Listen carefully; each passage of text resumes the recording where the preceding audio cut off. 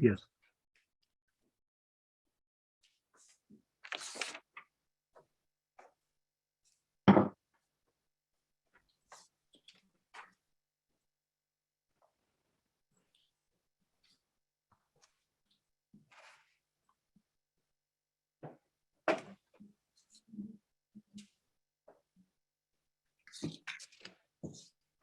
Bob, I'm going from this morning's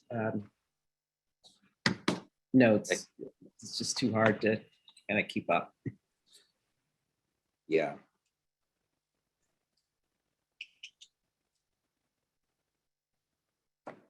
We will officially start the meeting in 2 minutes. Excuse me, is this the CDC meeting for Policy Kings? Yes. All right, we're having issues logging on. They didn't know. And then Emmett told us he'd need a couple of minutes. They were in, they're having a meeting, or they're still on the Zoom. So he'll need a couple of minutes, but I'll alert my team, my consultants and my partner that this is the right link. We didn't know. Sorry Okay. about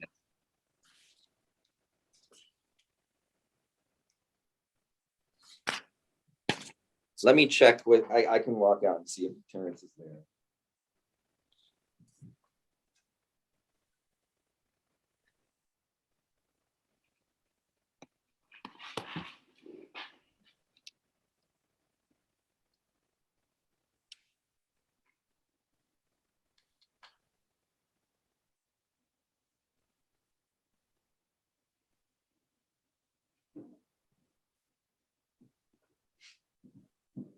Okay, so Terence is ready, but he's not coming in right away because he's got another meeting. So he will be Bob, Bob, we'll go in the order of the agenda.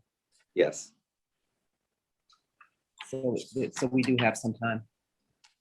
Okay, it's a minute after 1 p.m.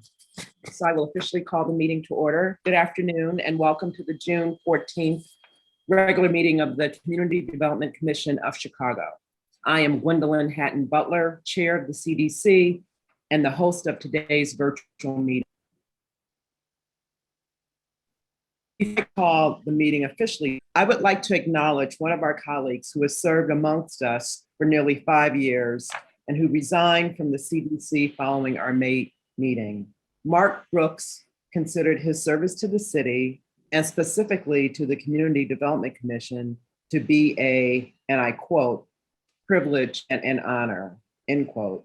And he expressed personally to me his pride in the accomplishments of the CDC during his time on this commission. Mark expressed regret at needing to tender his resignation due to his other responsibilities and his additional responsibilities related to his work brought him to the decision of resigning from the CDC on May 26th. I would like to thank Mark both personally and on behalf of the CDC for his efforts and the skills he shared with us and the citizens of Chicago. We will surely miss his presence on this commission. Thank you so much, Mark, for your service. I will now officially call June 14th meeting of the Community Development Commission to order. On May 27th, Governor Pritzker renewed his executive order proclaiming that all counties in the state of Illinois are in a disaster area. Section 7 of the Illinois Open Meetings Act allows the CDC, along with other city boards and commissions, to host virtual meetings during this COVID-19 public health emergency, provided that certain conditions are met.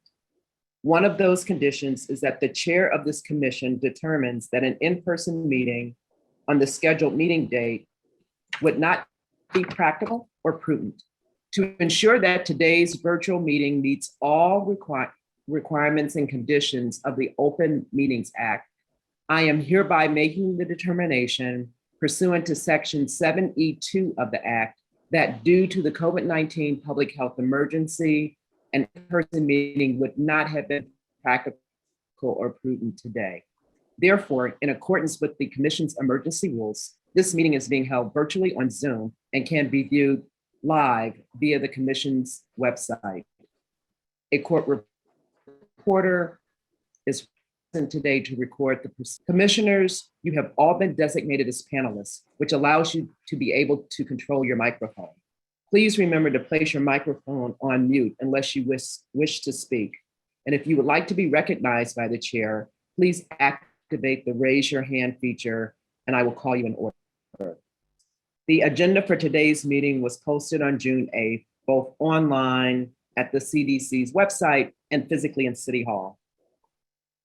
I will now begin the meeting with the call of the roll. Commissioners, when your name is called, please turn your microphone on, respond by saying present, and please indicate that you can hear me. Vice Chair Newsom. Present, and I can hear you. Secretary Wheat. Present, and I can hear you. Commissioner Buford. Commissioner Cepeda. Commissioner Chan McKibben. Present, and I can hear you. Commissioner Cox. Present, and I can hear you. Commissioner Curtis. Present, and I can hear you. Commissioner Davis. Commissioner Gomez. Commissioner Griggs. Commissioner Rhodes. Commissioner Thomas. Present, and I can hear you. Commissioner Trevino. Present, and I can hear you. And Chairwoman Butler is present. We have a quorum. The first item on our agenda, request approval of the minutes from our previous meeting held on May 10th, 2022. The commissioners have had an opportunity to review the minutes, and if there are no corrections, I am looking for a motion to approve. So move, Commissioner Thomas. Second, Curtis. Thank you, Commissioner Thomas. Thank you, Butler, Commissioner Curtis. I'm on. Can you hear me? Yes, Commissioner Davis. Thank you. I'm on also. Thank you, Commissioner Buford. In accordance with the Open Meetings Act, all votes are to be conducted by roll call so that each member's vote on each issue can be identified and recorded. Commissioners, if you were not in attendance during the May 10th meeting, please abstain from this vote, and I will be abstaining from the vote. Vice Chair Newsom. Yes. Secretary Wheat. Yes. Commissioner Buford. Yes. Commissioner Cepeda. Commissioner Chan McKibben. Abstain. Commissioner Cox. Yes. Commissioner Curtis. Yes. Commissioner Davis. Abstain. Commissioner Gomez. Commissioner Griggs. Commissioner Rhodes. Commissioner Thomas. Yes. Commissioner Trevino. Abstain. And Chairwoman Butler abstains. Bob, were you keeping count? Do we Yes. have 5 commissioners that approve the minute? Yes, We have 6, yeah. Okay, great, wonderful, thank you. The motion passes. The public was given an opportunity to provide written comments up to 24 hours prior to the start of this meeting through the CDC mailbox. There were no written comments in the CDC mailbox for today's meeting. The CDC's emergency rules allow for members of the public wishing to comment on an agenda item to do so by registering in advance at the CDC's mailbox up to 24 hours before the start of today's meeting. There were no individuals who signed up in advance to speak at today's meeting. Following each of today's staff presentations, the chair will call upon members of the public who have used the raise your hand feature on this webinar to be recognized by the chair. However, due to the capacity limitations of the available technology, a limit of 15 members of the public may be called upon the chair to speak, and it will be limited to, each member of the public will be limited to 3 minutes per agenda item. Call the names of anyone who is assigned to speak at the beginning of this meeting, and no one has been assigned to speak, so therefore I will not be calling any names. So for the first item of our new business of this very ambitious agenda, the Department of Planning and Development is requesting authority to negotiate a redevelopment agreement with Covenant House, Illinois for redevelopment of the property located at 2934 West Lake Street in the Kinsey Industrial Corridor tax increment financing redevelopment project area, and to recommend to the City Council of the City of Chicago the designation of Illinois as developer. Beth McGuire will present the staff report on behalf of the city's Department of Planning and Development. Beth, you may begin your presentation when ready. Give me just one moment to get the, can you see the screen? Yes, we can see the screen. Okay. Good afternoon, commissioners. For the record, my name is Beth McGuire, project manager for the Department of Planning and Development. I am here today to request approval of Covenant House as the developer for the project at 2934 West Lake Street. With me today is Susan Reyna, the executive director, and Mamie L. Schuler, the director of development from Covenant House, and Anne Maroney, their TIF consultant.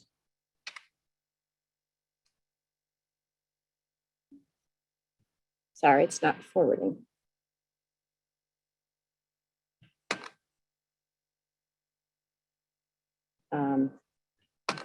Okay, sorry. The project is located at 2934 West Lake Street in the East Garfield Park community area in the 27th ward. This is in the Kinsey Industrial Corridor TIF district. Covenant House is an international organization which provides housing and supportive services to youth facing homelessness. For the past 50 years, they have helped young people transform their lives and put them on the path to independence. The Covenant House mission focuses on young people ages 18 to 24 facing homelessness and survivors of trafficking in 33 cities across 6 countries. This branch of Covenant House was established in 2017 and began operations in the Lawson YMCA building on Chicago Avenue with just 12 beds. The current location was purchased in 2019 with an eye toward renovation of all 3 floors. As you see from the map, Covenant House is located near the intersection of Lake Street and Sacramento Boulevard in an area comprised of residential, institutional, and commercial uses. The yellow outline shows the parcel belonging to Covenant House. They purchased it again in 2019.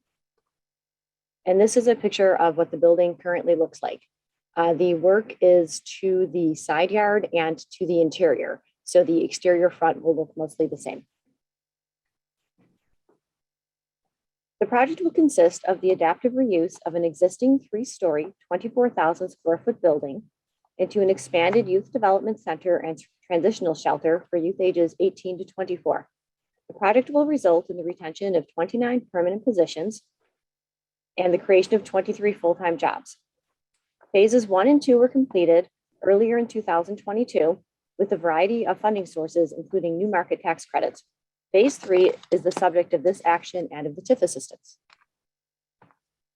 Phase 1 was the renovation of the first floor to include the Youth Development Center. Phase 2 consisted of the renovation of the 3rd floor to provide 40 additional beds for transitional housing. And phase 3, the subject of this TIF assistance, will involve the renovation of the 2nd floor to provide an additional 20 beds of transitional housing and additional programming space. Here you can see the site plan, which activates more of the outside space with a basketball court and planting beds. The cost of phase 3 plus the building acquisition is estimated to be $5.7 million. The TIF assistance will not exceed $2.7 million and will be funded from area-wide increment in the Kinsey Industrial TIF. Equity, fundraising, and debt will provide the balance of the project sources. Covenant House will commence construction of phase 3 later in 2022 and will be completed by early 2023. The TIF funds will not be dispersed until the project is built and its certificate of completion has been issued. Ongoing operation covenants and a flip provision will be incorporated into the redevelopment agreement, and typical compliance requirements for minority and women-owned businesses, prevailing wage, and city residency will also be incorporated. The project will benefit the community and the city as a whole in several ways, including providing transitional housing and support for youth, allowing area residents to access a community room, and retaining retaining and creating jobs. This concludes our presentation. Thank you for your time. We will now take questions. Thank you, Beth. Is Alderman Walter Burnett from the 27th Ward on with us today, or anyone from the office? If you are, if you could raise your hand. Okay, commissioners, seeing that we don't have anyone from the Alderman's office on, we will now move to the commissioner questions portion of the agenda. I'm sorry, Ms. Butler. I see that. May I note that for the record, there is an aldermanic letter of support. Okay, great. Thank you so much, Beth. We appreciate that. I didn't mention that clarification. before. Thank you. So I see that Commissioner Newsom, Vice Chair Newsom, has raised her hand. Please proceed with your questions. Madam Chairman, may I ask Beth to please, if you can pull up the front view of the building? Sure. I'm sorry, it's once again taking a moment to go back. Here you go. Okay, I guess my question for the development team would be if they have considered any type of signage for the building on the front of the building? And maybe a member of the development team can respond to that question.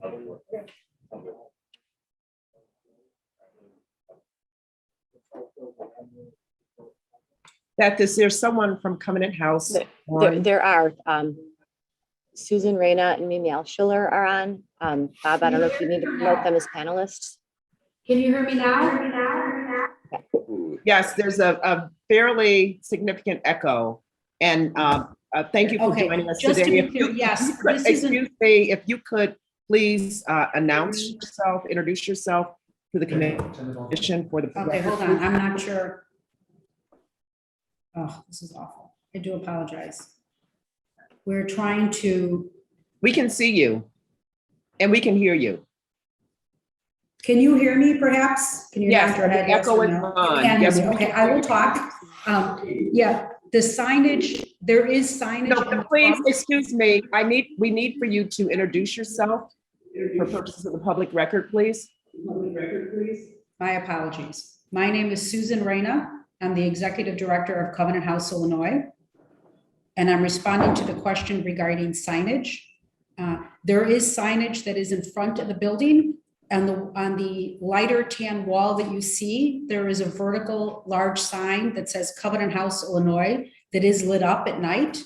And then in front of the building, right over the doorway, there is a smaller sign that says Covenant House, Illinois. And then along the gate, there are two signs that reference who we are as well. Our youth entrance is closer to that side doorway. And then in the parking lot, there are two signs there that say Covenant House, Illinois as well. The signage was put up after. Yeah, the signage was put up after these pictures were submitted. Thank you. I was curious as to whether any consideration had been given to signage in that you were in fact rehabbing the outer envelope of the building. I guess my other question was, and it's not quite clear from the photograph of the building, are there actually grates over those initial first floor windows? On the wall. I'm sorry, you have to, for members of the development teams that are speaking, as well as members of the public, you must introduce yourself each time you speak. Sorry about that. Introduce yourself. Okay, it's Susan Reyna again, the Executive Director of Covenant House, Illinois. I apologize, this is new protocol for me. Not a problem. The questions regarding the grates, there are grates covering the windows that face west on the second floor. And that is something that's going to be explored with the architect in terms of what happens there.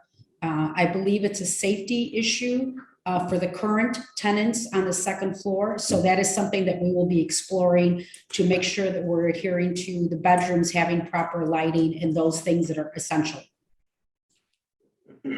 Thank you. That was my concern. Yes. Commissioner Week. Thank you, Madam Chair. Could either staff or DPD staff or staff from the Covenant House provide more color on the non-TIF financing? So the sources of debt funding and also the status of the equity and fundraising on the capital side? I'll let Covenant House answer that question. Introduce. Hello, my name is Mimi Elschler. I'm the Director of Development here at Covenant House, Illinois. The overall budget for the entire building is $11.1 million. As it was explained, it's being done in phases, but at this point, we have $8.3 million in pledges. About 6.2 of that, 6.2 million has been collected. And that includes a new market tax credit of 1.7 million, a federal earmark through Senator Duckworth's office of 1 million, and 5.6 million in philanthropic dollars. And is the status of the debt, or are you counting new market tax credits in that? Balance. I'm sorry, can you repeat the question? So part of the capital, to the extent I understand it, part of the capital, I'm trying to understand the part of the capital stack, approximately 36% is lender financing. And so I'm trying to get more color on the status of the lender financing.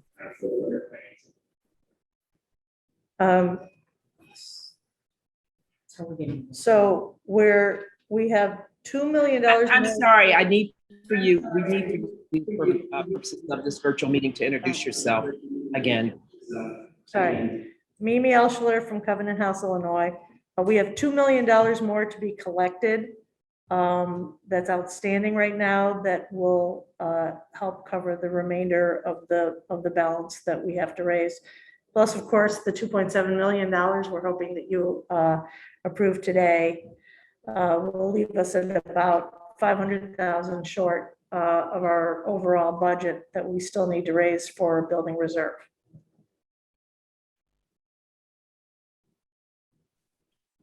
Commissioner Week, has your question been addressed? I guess maybe this is a question back to staff. I guess I'm confused. It sounds like there is sufficient funding, but my question specifically was with respect to debt financing. So I guess I'm trying to understand, is there actual debt financing as a part of, because that was articulated as part of the capital stack. And so I'm trying to understand if there's no debt financing, that's fine, that's great. But I'm just trying to understand if there actually is or is not. So you got to introduce yourself. Mimi Elschler from Covenant House, Illinois. So you're saying that, do we have money in the bank to pay for this whole thing, since the TIF money doesn't come until occupancy permit is given? If that's what the question is, then we are hoping to continue to collect on pledges so that we can pay most of this. The $3 million that we have to still pay on the loan on the building will get paid after we've paid for the second floor renovations. But we may have to ask a supporter or Covenant House International to float us a loan, sort of depending on our cash flow situation. So it sounds like there's appropriate cash. I think that the thing I'm getting confused, and we do not, and is more actually around the presentation than anything. And Commissioner Weed, we understand your question. Perhaps if Beth can put on the screen in a the page of the presentation that refers to the capital stack. That might be helpful. Anne Maroney from Johnson Research Group, if I may Okay, interject. just a moment, please. We have to acknowledge you formally. And I'm trying to address my questions at this point. So Ms. Maroney, you will have an opportunity to speak. If the members of Covenant House, are you a member of the Covenant House team? I am. You are? Okay, great. So and are you interjecting at this point so that you can answer this question that's raised by Commissioner Wheat? I am. Okay, great. Thank you. Then please proceed. Okay. Anne Maroney with Johnson Research Group. I'm part of the Covenant House development team. The page you see before you, the debt, 2,051,000 approximately, is the remaining debt on the loan that Covenant House Illinois got from Covenant House International. So they have a certain amount of time to pay off that international debt, and they're using a portion of the TIF to pay that off, as well as to pay off their phase 3 project. And what remains will be covered by additional fundraising. Okay, thank you. Sure. Thank you. Are there other questions from the commission? I have a question. This is Bob Buford. Okay, Commissioner Buford, please proceed. Yeah, I'm just going back to the sources of funds. So if the project is kicked off with existing debt in place, that has to be paid off in short order, I guess. Where are those funds coming from? Because you're only really showing the 992 equity fundraising and then the TIF funds. I'm not clear on the source of funds. And this is Mimi Elschler again from Covenant House. So just so everyone understands, this budget here is just for phase 3 and acquisition. Phases 1 and 2, the money has been raised and those costs have been paid for. Phase 3 and the acquisition is what remains. So between the TIF funding, the equity fundraising of 992, $1 million earmark that has been allocated but not yet paid out by the federal government through Senator Duckworth's office, and then collection of pledges that have been made but not collected yet is how we're going to get the remaining dollars in. It's a bit of a timing issue because some of our pledges were over 3 to 5 years and that money is coming in. And so we might, yeah. Does that answer your question? Well, not really, because it's different than what's presented here. It's confusing. What's presented here seems to apply to the entire project, right? As opposed to phase 1. If we're here just for phase 1. No, I'm sorry, this is Mimi. This is just phase 3 and the acquisition cost of the building. That's what this includes. The 2.975 is our acquisition costs. And then the rest is the cost of phase 3, which is just the second floor of our building. We're in the building already. We're housing youth and providing programs for the youth already. We've completed the first floor, which is our drop-in center and administrative offices, workforce development, kitchen. And we have completed the third floor, which includes all of our residential beds, 40 beds up on the third floor. That has been completed and is not included on this budget at all. Commissioner Buford, do you have additional questions? No, I'm still unclear as to how this plays out, but I'll listen in here. Okay, Commissioner Thomas has raised her hand. Commissioner Thomas. Thank you, Madam Chair. Okay, looking at your sources. So you have equity fundraising at almost a million. the debt is from your international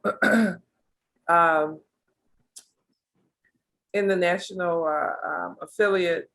And is that debt for acquisition or is that current debt that you have? The debt is for acquisition. Mimi Elschler from Covenant House, Illinois. The debt is for acquisition. Of phase 3? Acquisition of the building. The acquisition cost is us purchasing the building. We purchased the building for just shy of $3 million. So that, Phase 3 is just the renovation of the second floor, which includes the site work, the hard costs, the contingency, and the soft costs. Approximately $2.7 million for phase 3 and approximately $3 million for the acquisition, the purchase of the building, which we still owe our international for. so this source would show up in your sources and uses, the debt would show up in all 3 phases? Is that what you're saying?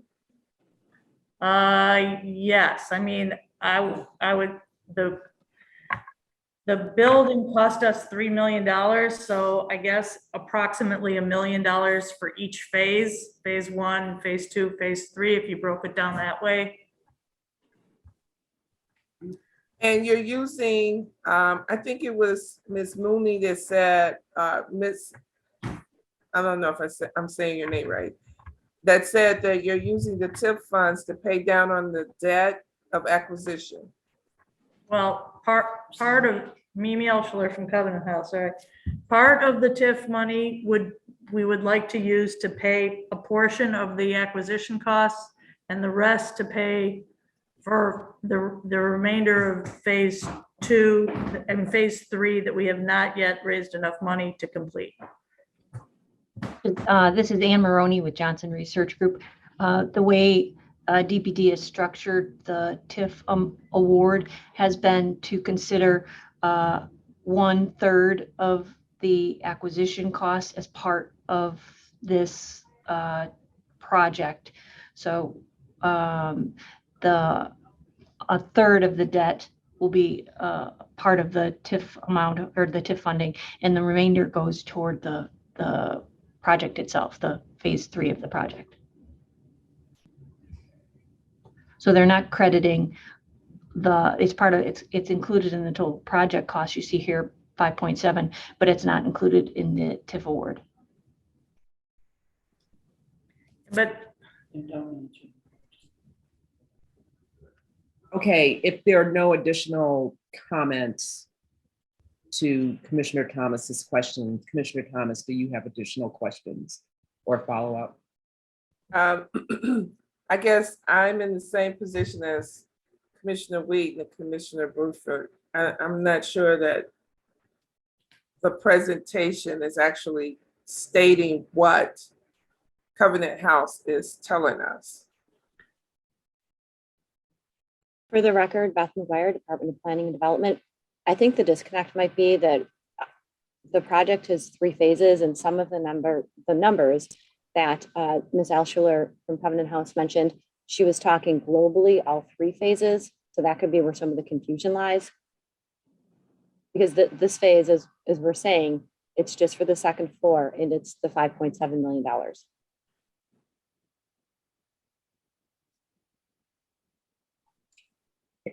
Commissioner Wheat. But to make sure I made this question for staff, what I'm hearing is that the 5.7, I guess, so the 5.7 million in total comprises, let me try to explain, and then you can tell me where I'm off. The 5.7 million comprises 2 components. One, it is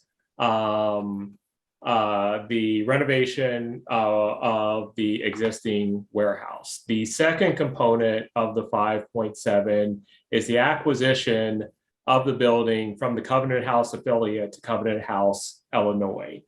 Is that accurate? Like what's on the screen right now is those 2 components. Ann Maroney for Johnson Research Group. I'm sorry, Ms. Maroney. Please let me call on you before you jump in. Commissioner Wheat question was directed to DPD staff. So Beth, would you care to, or one of your colleagues, if you would care to answer the question? For the record, Beth McGuire, Department of Planning and Development. So if I understand your question, and I'm not sure that I do, the 5.7 million is the 2.7 million in TIF, the debt they've taken on from Covenant House, and their equity and fundraising. This is, again, just the acquisition and the phase 3, which is the second floor. The other two components were financed separately with the new market tax credit structure, and I would have to defer to Covenant House and their consultant, Ms. Maroney, to go into that further. But I think I'm not quite sure where the confusion is. I've got a thought with Ms. Maroney, if it's okay, Madam Chair, for Ms. Maroney to respond. Yes, absolutely. Okay. Ms. Maroney, please.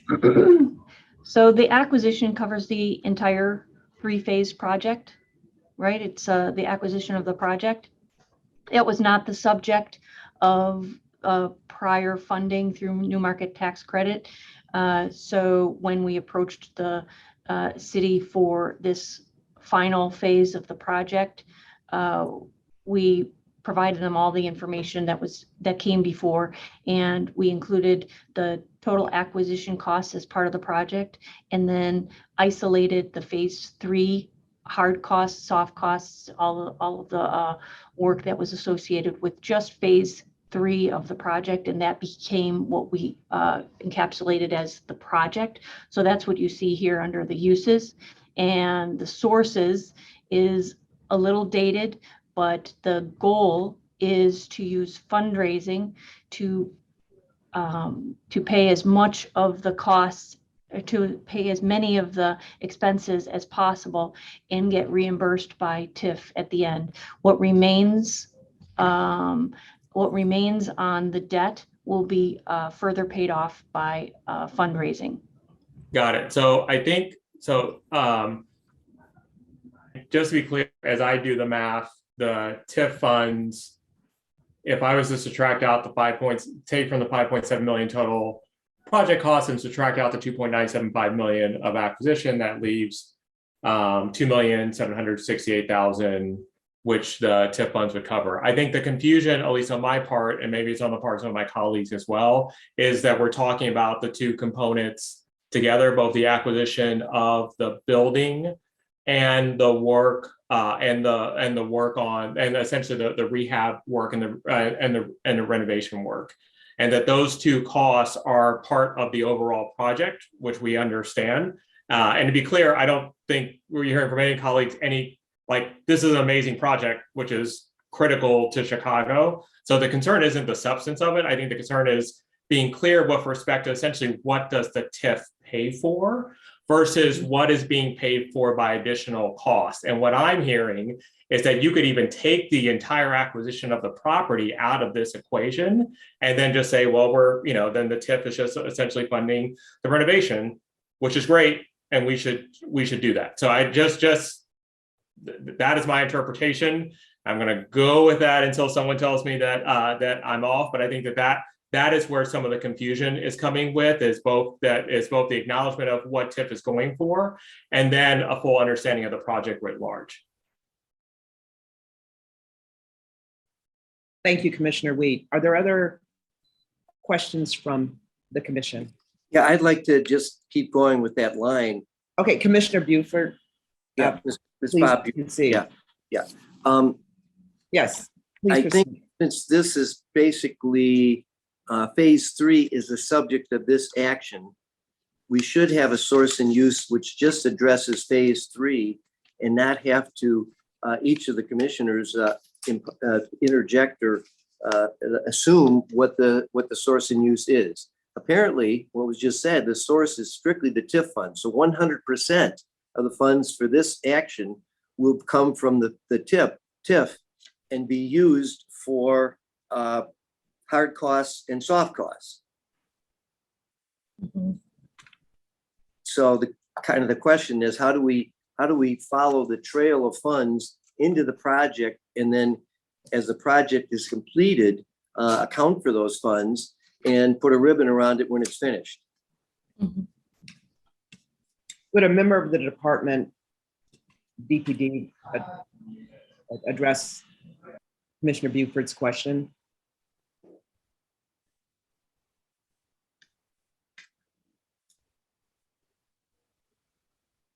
I'd just like to remind the department, we have eight additional items on the agenda. And we've spent 40 minutes on the first one. So if the department could, please respond to Commissioner Buford's question so we can get to other questions. I see Commissioner Chan McKibben has a question. But let's ask, I think Chip Hastings is going to respond on behalf of the department. So Chip, please proceed. Yes, thank you, Chair. I appreciate it. For the record, Chip Hastings, Managing Deputy Commissioner in the Department of Planning and Development, Bureau of Economic Development. What was clear to me upon initial review some time ago clearly is presented in a way that is not as clear to others, and I get that now. I think part of the problem is that we're trying to true up the acquisition costs that the organization will incur at the same time as moving forward with what we're calling phase 3. That is not clear in hindsight. Perhaps we should have broken it out so you would have a line item that says acquisition, and the debt really isn't true debt. And somebody raised this issue. It's not debt in the truest sense that we've come to understand it. It's debt to an organization which they have a relationship with. We should have broken that out, and then we could have a hard cost on a column or rows below it, as well as the TIF. So you could see that, yeah, theoretically the TIF costs are going to take out their hard soft costs specifically related to the phase 3 work on floor 2 or 3, whichever it is. I think visually, I think we present it verbally so that you can understand it, but I do agree that visually in hindsight, we could break it out a little bit different so that folks that aren't as familiar with the project might have a clearer understanding of it. And I appreciate the note that we spent quite a bit of time on the project, so apologies on this end. No apologies required, Chip. We'll spend as much time as we need to spend to make sure that the commissioners are comfortable and all their questions are addressed. In that regard, Commissioner Chan McKibben has raised her hand. Commissioner. Thank you so much. My question follows everybody else's, but first I wanted to congratulate Covenant House because this kind of program and services is so needed, particularly for youth that face out of government systems for transition housing for young adults. There just aren't enough housing for them that's appropriate. So I think that, there's no question about the need for this housing. I think the questions that we have is indeed about how the TIF is allocated. So if we take out on the left-hand column and only leave the TIF, that is 2.7 million, but that's larger than lines 2, 3, 4, and 5 on the right-hand column. So if there's a way to break out the part of acquisition that would have been covered by the TIF, that might help us.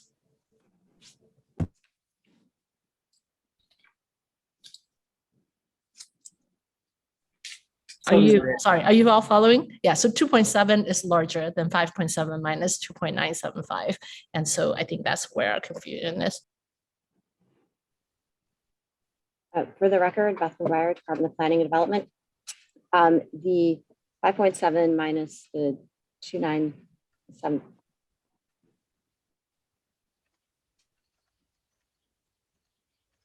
Can everyone hear Beth? No, we lost Beth. We cannot hear you. You're talking. You were unmuted, but we could not hear you. No. I'm sorry. Give me a minute. Now we can hear you. Now you're good.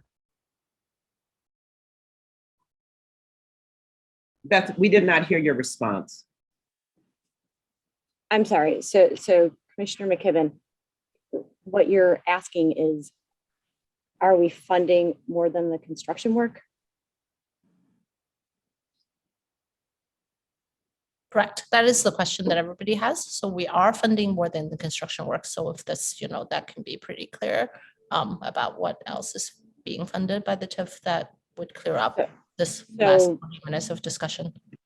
So the 5,743,579 minus the acquisition of 2,975 gives us 2,768,579, and that is more than the TIF funding of the 2.7 million. So I think with Commissioner Wheat, who said it earlier, that in effect, you can look at it as the TIF funding all of the construction work, or most of it, if we took the acquisition out of it. Yeah, thank you. Are there other questions from members of the commission? Are there any members of the public? I have another question. It's Bob Buford again. Yes, please, Mr. Buford.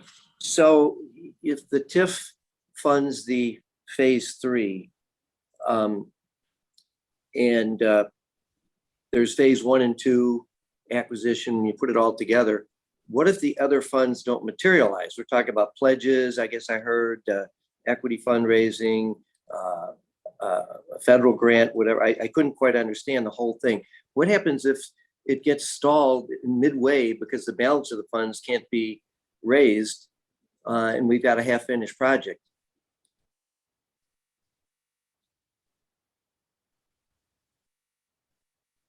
I'm going to, Beth McGuire for the record, Planning and Development. I'm going to defer that question to the development team, how they'll handle any funding shortfall. So this is, I'm sorry.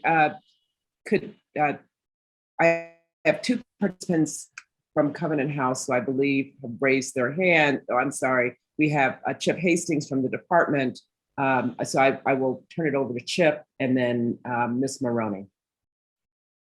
So thank you, Chair. Again, for the record, Chip Hastings, Department of Planning and Development. So typically how our deals are structured, we close once financing is in place. We pay out once costs are incurred. So we would never be in a position where we're paying out for work that hasn't been done, completed, reimbursed, or financing. So as part of the capital stack, everything has to be in line before we close and fund. Right, thank you, Chip. Commissioner Buford, any additional questions?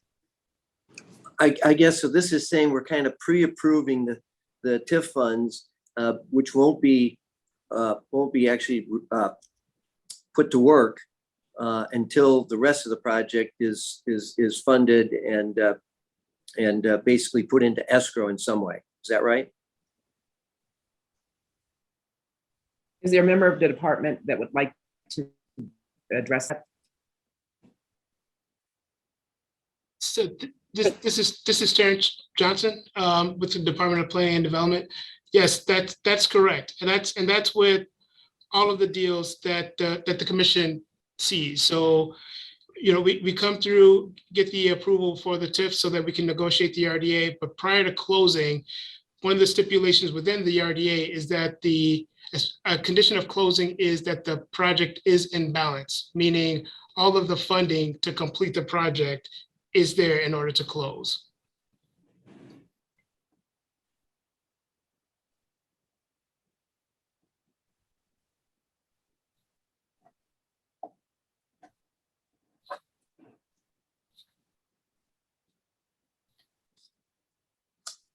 Okay, I'm sorry, my screen froze there for a moment. Can everyone hear me?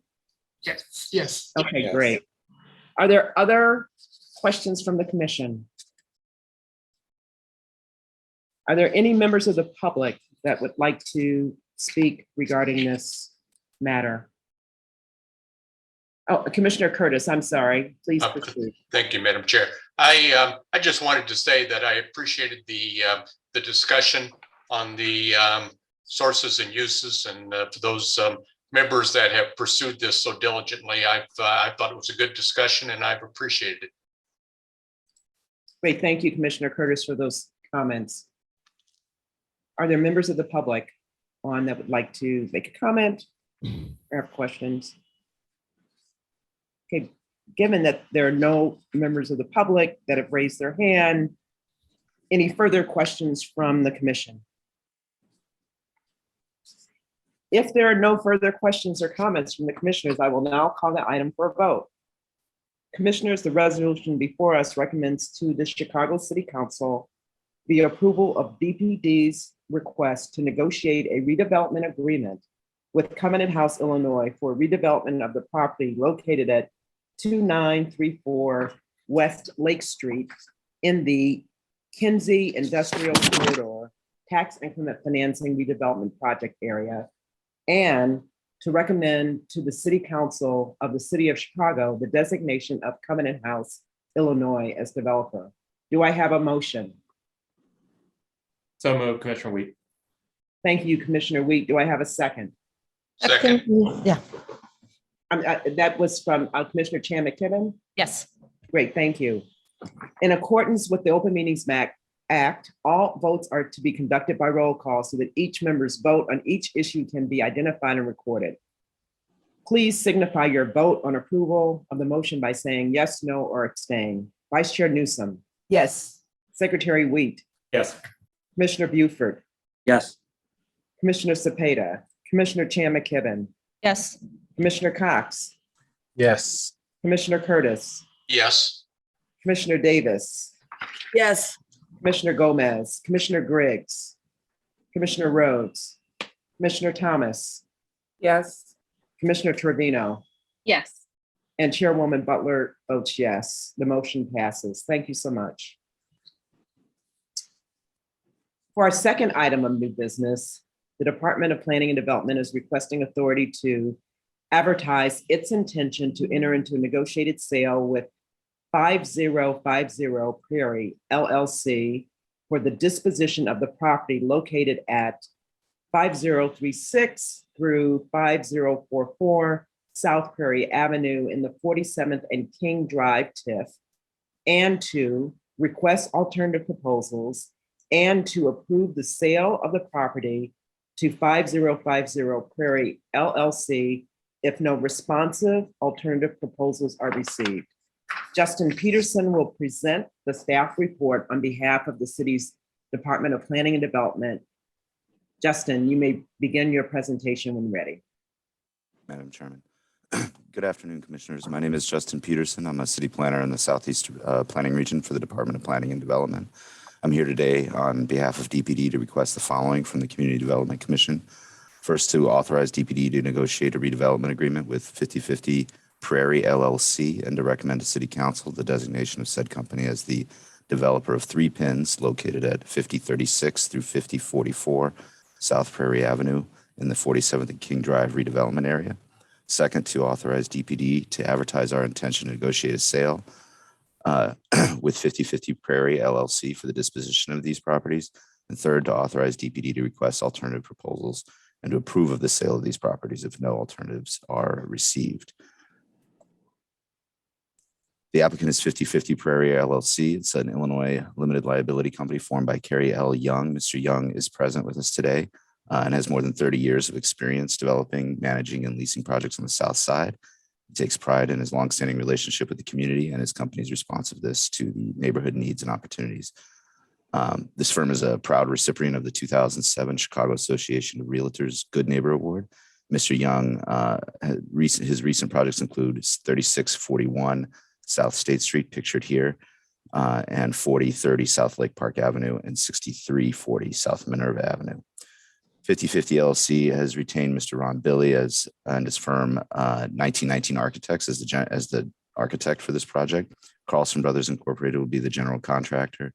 Both the architect and the developer have decades of experience working primarily in Northern Illinois. The project is located at 51st Street and Prairie Avenue in the Grand Boulevard community area. This is the 3rd ward represented by Alderwoman Pat Dowell, who has provided a letter of support as well. The project is in the 47th and King Drive TIF district, but is not receiving any TIF funds. As I mentioned, 5050 Prairie LLC is requesting the disposition of 3 city-owned pins to develop a 4-story mixed-use building with 49 residential units, approximately 4,400 square feet of commercial retail space, and 26 parking spaces. The city's affordable requirements ordinance requires 10% of the units or 5 of the 49 to maintain affordability for households earning no more than 60% of the area median income. 2 of these affordable units will be built on site. A third will be designated at the applicant's offsite property at 1337 South Central Park Avenue. The remaining 2 affordable units will be covered by an in lieu payment. The project will be located 1 block from the 51st Street Green Line Station and 2 blocks from Historic Washington Park and MLK Boulevard. Whoops. The 3 city-owned pins listed here are currently zoned C23 and RM5. 50/50 Prairie LLC has applied to the Zoning Board of Appeals to rezone all of these to B23, which would be consistent with the allowable with the density of the 51st Street corridor and the recommendation of the zoning administrator. The B2 designation will allow the applicant to build ground floor units as of right. The Committee on Zoning will review this project next Tuesday, June 21st. This slide shows an aerial view of the site in question, looking east towards the green line. The city-owned parcels are indicated by the red box, and the yellow box is the applicant's existing property. The proposed project will be a 4-story building, as I mentioned, 4,400 square feet of ground floor retail and 49 residential units. The parking spaces will be located in the rear. And then 7 of the residential units will be on ground floor. The retail space, again, is at the corner. We've worked with Mr. Young and his architect to push more active use as well to basically the corner of 51st Street, which is to the left of the slide, and Prairie. 3 residential floors will be arranged around an efficient double-loaded corridor with a mix of 3 studio units, 14 one-bedroom units, 31 2-bedroom units, and 1 3-bedroom unit. Again, the total will be 49 units. The exterior will be comprised primarily of brick, limestone block, dark metal trim, and window frames, and most of the residential units will have balconies. The front of the building will have a rounded, generous balcony to emphasize the primary corner at 51st and Prairie. This again would be 51st, and this would be Prairie on the right. The project will be financed with approximately 1.68 million of the applicant's equity. The remainder of the funds, or 86% of the funds, will come from a HUD loan, which will be administered by the Trust Mortgage Company. And the Department of Planning has thoroughly reviewed this proposed project, its financial structure, and its public benefits, its conformance with the redevelopment area plan and the development team's qualifications. The project will meet planning goals for the department. It will bring more than $12 million of investment to an historically divested community. It will develop vacant city-owned parcels and return them to the tax roll. It will create 40 construction jobs and 3 permanent jobs. It will create a pedestrian-oriented mixed-use development with ground floor retail and residential units on a site adjacent to the Green Line. And it will meet the city's affordable requirements ordinance in a low moderate income area. Alderman Pat Dowell has provided a letter of support. A community meeting was held on last Friday, June 10th. There were no significant objections to the project. As such, DPT requests your approval to enter into the RDA with 50/50 Prairie LLC and to recommend to City Council recommend 50/50 Prairie LLC as the developer with 3 city-owned pins between 5036 and 5044 South Prairie in order to develop this mixed-use building. Upon the commission's approval, DPT will issue a public notice to the Sun-Times or Chicago Tribune advertising the department's intentions to negotiate the sale for city-owned parcels for $1 and to request alternative proposals and approve the sale if no alternatives are received. The development team and the city staff are happy to answer any questions at this time. Great, thank you so much for your presentation, Justin. I believe that Alderman Pat Dowell from the 3rd Ward is present. And Alderman Dowell, if there are any comments you'd like to make? Yes, thank you, Chairman Butler. Nice to see you and the commissioners of the CDC again. It's been a while. I am here today to ask for the commission's support for this project.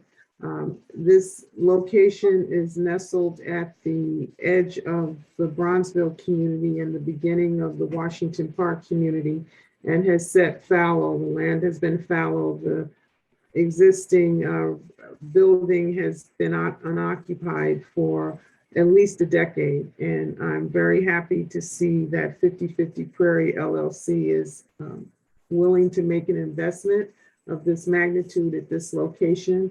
I think it's the 2nd transit-oriented project under consideration along 51st Street today. And this project, in addition to having the support of the community, has also has the support of the 51st Street Business Association. I am delighted that we have new housing and some new commercial potential coming into the 51st Street corridor, which could use a boost in the arm. Thank you very much for your time and consideration. Thank you, Alderman Dow. We were delighted that you were able to join us today. Appreciate your presence. Commissioners, do you have any questions for the planning department or the development team? If you do, please raise your hands. Commissioner Wheat. Thank you, Madam Chair.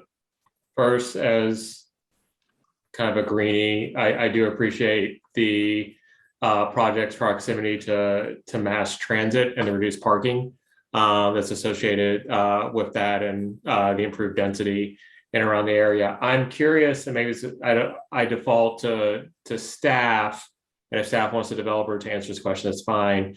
The decision to go with in lieu payments on part of the affordable housing, affordable requirements or AR requirements associated with the project versus building them on site.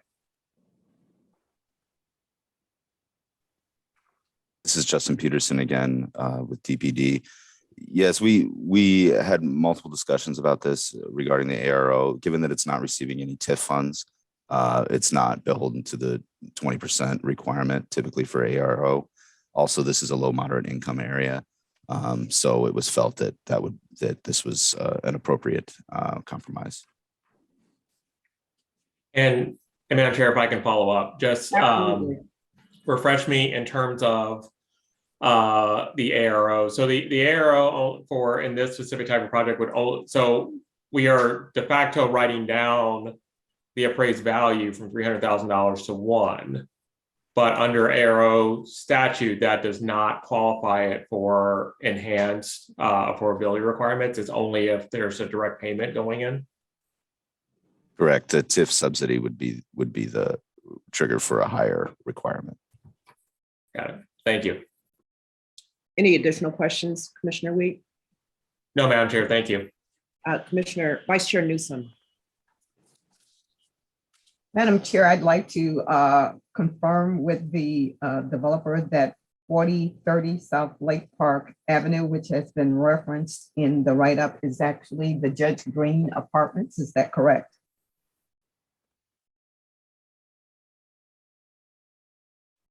Is there a member of the development team available to answer Vice Chair Newsom's question?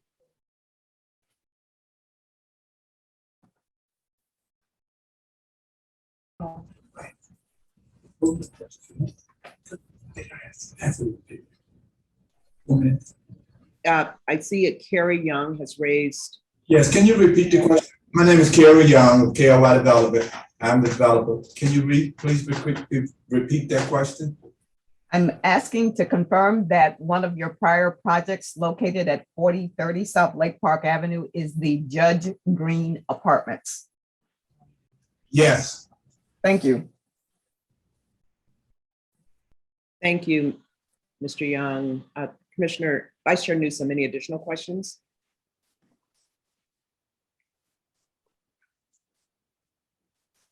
Okay. Are there other questions from members of the commission?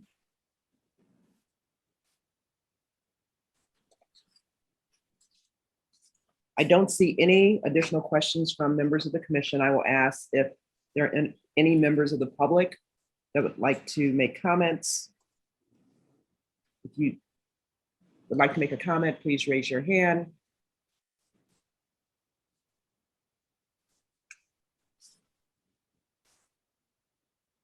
Commissioners, do you have any further questions for the planning department or the development team?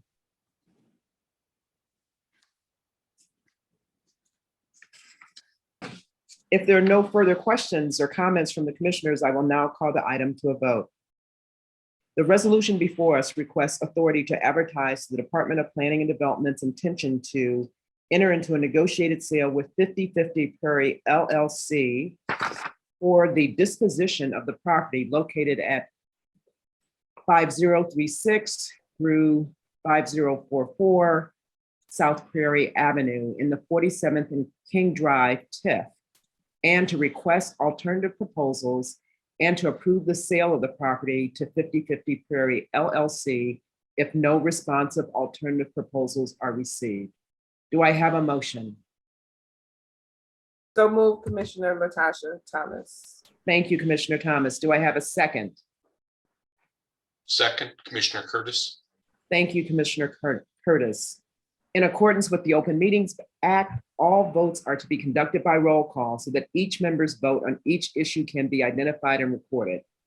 Please signify your vote on approval of the motion by stating yes, no, or abstain. Vice Chair Newsom. Yes. Secretary Wheat. Yes. Commissioner Buford. Yes. Commissioner Cepeda. Commissioner Chan McKibben. Yes. Commissioner Cox. Yes. Commissioner Curtis. Yes. Commissioner Davis. Yes. Commissioner Gomez. Commissioner Griggs. Commissioner Rhodes. Commissioner Thomas. Yes. Commissioner Trevino. Yes. And Chairwoman Butler votes yes. The motion passes. For our third item of new business, the Department of Planning the Departments of Planning and Development and Housing are requesting authority to designate Austin United Alliance Development Company, LLC, as the successful respondent to requests for proposals issued by the Department of Planning and Development for the sale and redevelopment of city-owned property located at 5026 West Chicago Avenue in the Austin Commercial TIF redevelopment area, and further to seek the authority of the Chicago City Council to sell the city-owned property by negotiating a redevelopment agreement with Austin United Alliance Development, LLC, for the development of both the city-owned property at 5206 West Chicago Avenue and the developer-owned property located at 5208 through 5224 West Chicago Avenue, and to recommend to the City Council the designation of Austin United Alliance Development Company, LLC, as developer, and to approve the sale of the property if no responsive proposals are received. If no responsive alternative proposals are received. Thank you. Can everyone see my screen? Okay, just a moment, please. I'd like to announce that Mike Perella and Shosha Shen will present the staff report on behalf of the city's Department of Planning and Housing. Mike and Ishosha, you may begin your presentation when ready. Thank you. Good afternoon, commissioners. My name is Yixiao Shen, Financial Planning Analyst with Department of Housing. Together with me is Mike Perella, Financial Planning Analyst at the Department of Planning and Development and the developer team. The project I'm presenting today is Laramie Back Residential Redevelopment. The project is supported by 37th Ward Alderman MMBs. I see she's also present today. DPD and the DOH formally request authority to designate Austin United Alliance Development Company as the successful respondent to the RFP and as the developer to approve the sale of city-owned property and to negotiate a redevelopment agreement with the developer. One point to be mentioned here is that we are not seeking alternative proposals as we have fulfilled that requirement through the RFP process for this Invest Southwest project. I'll talk about the process later. The project is the phase 1 of the Austin Invest Southwest project and expected to be closed and start the construction later this year. The project will be a new construction, mixed income, multi-story apartment building that includes a green roof, public plaza, social spaces, and outdoor art. During the construction period, phase 2 of the rehabilitation of the Chicago landmark Laramie State Bank will be completed. The proposed site is at the northwestern corner of Chicago Avenue and Laramie Avenue. The total site area is around 100,000 square feet. The land is currently empty except for a small one-story abandoned building that will be removed. It covers 7 parcels. 6 parcels in yellow was privately owned and acquired by the developer. One parcel was privately owned and acquired by the city of Chicago as part of a settlement agreement with the previous owner, with appraised value of $28,000. This is how the developer was selected and why DOH and DPD are working together on this deal. In 2020, DPD received 7 submissions in response to the Invest Southwest RFP in Austin area. The department marketed the property in several ways. Public notice in the Chicago Sun-Times. A description of the RFP was placed on DPD's website.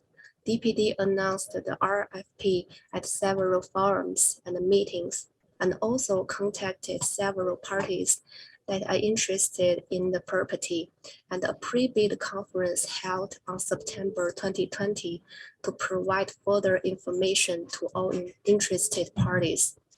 Finally, the developer was designated the successful respondent to the RFP in March 2021.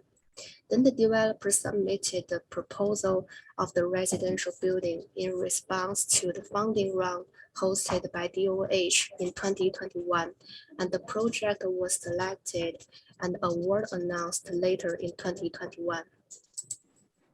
The building will provide 78 1-, 2-, and 3-bedroom rental units, of which 65% will be affordable to tenants earning 60% and 50% or less AMI, and the remaining 35% will be rented without income restrictions.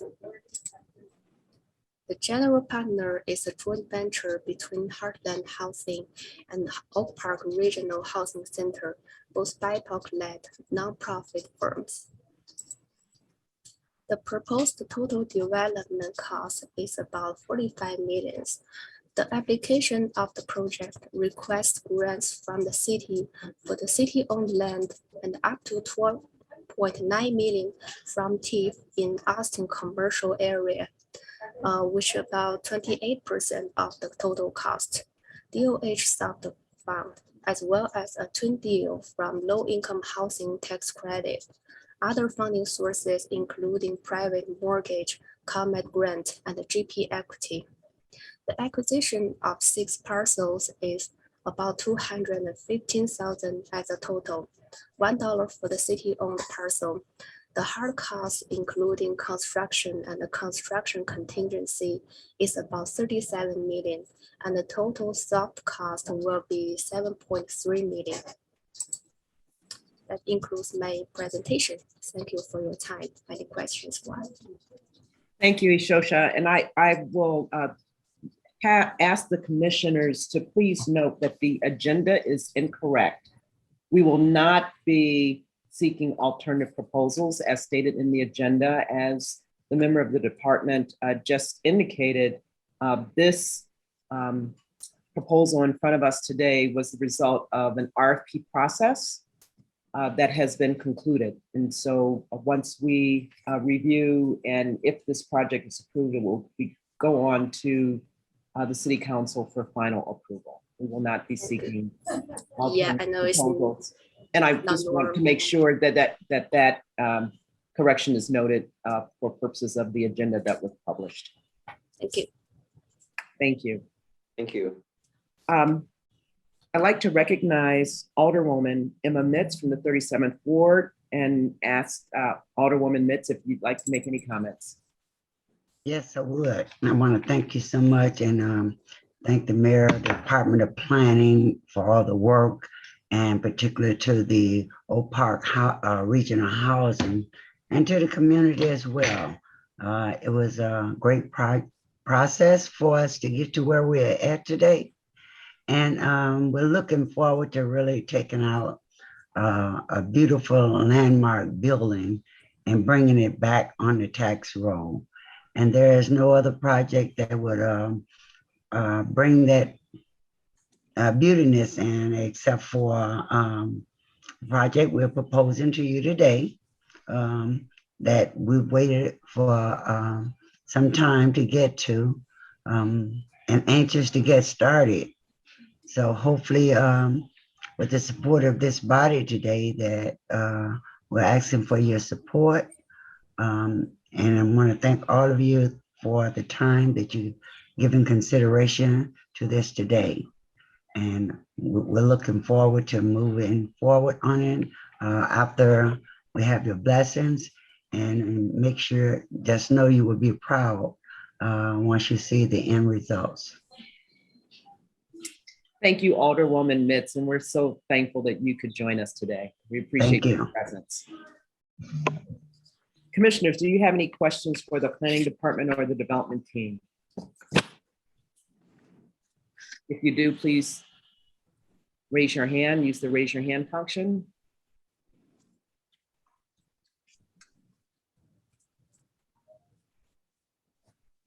Right, I don't see that any, oh, I'm sorry, Commissioner Cox, please proceed.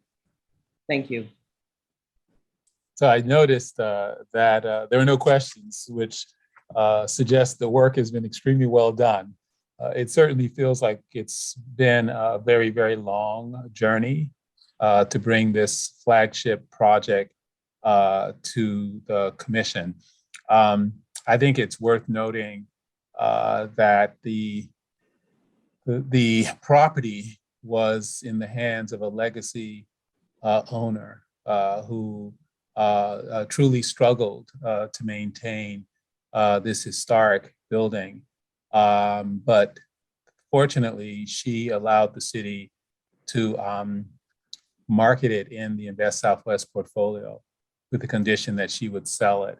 And after a long negotiation, and I have to thank Mike Perella for being the point of contact for that, the property was acquired by the city.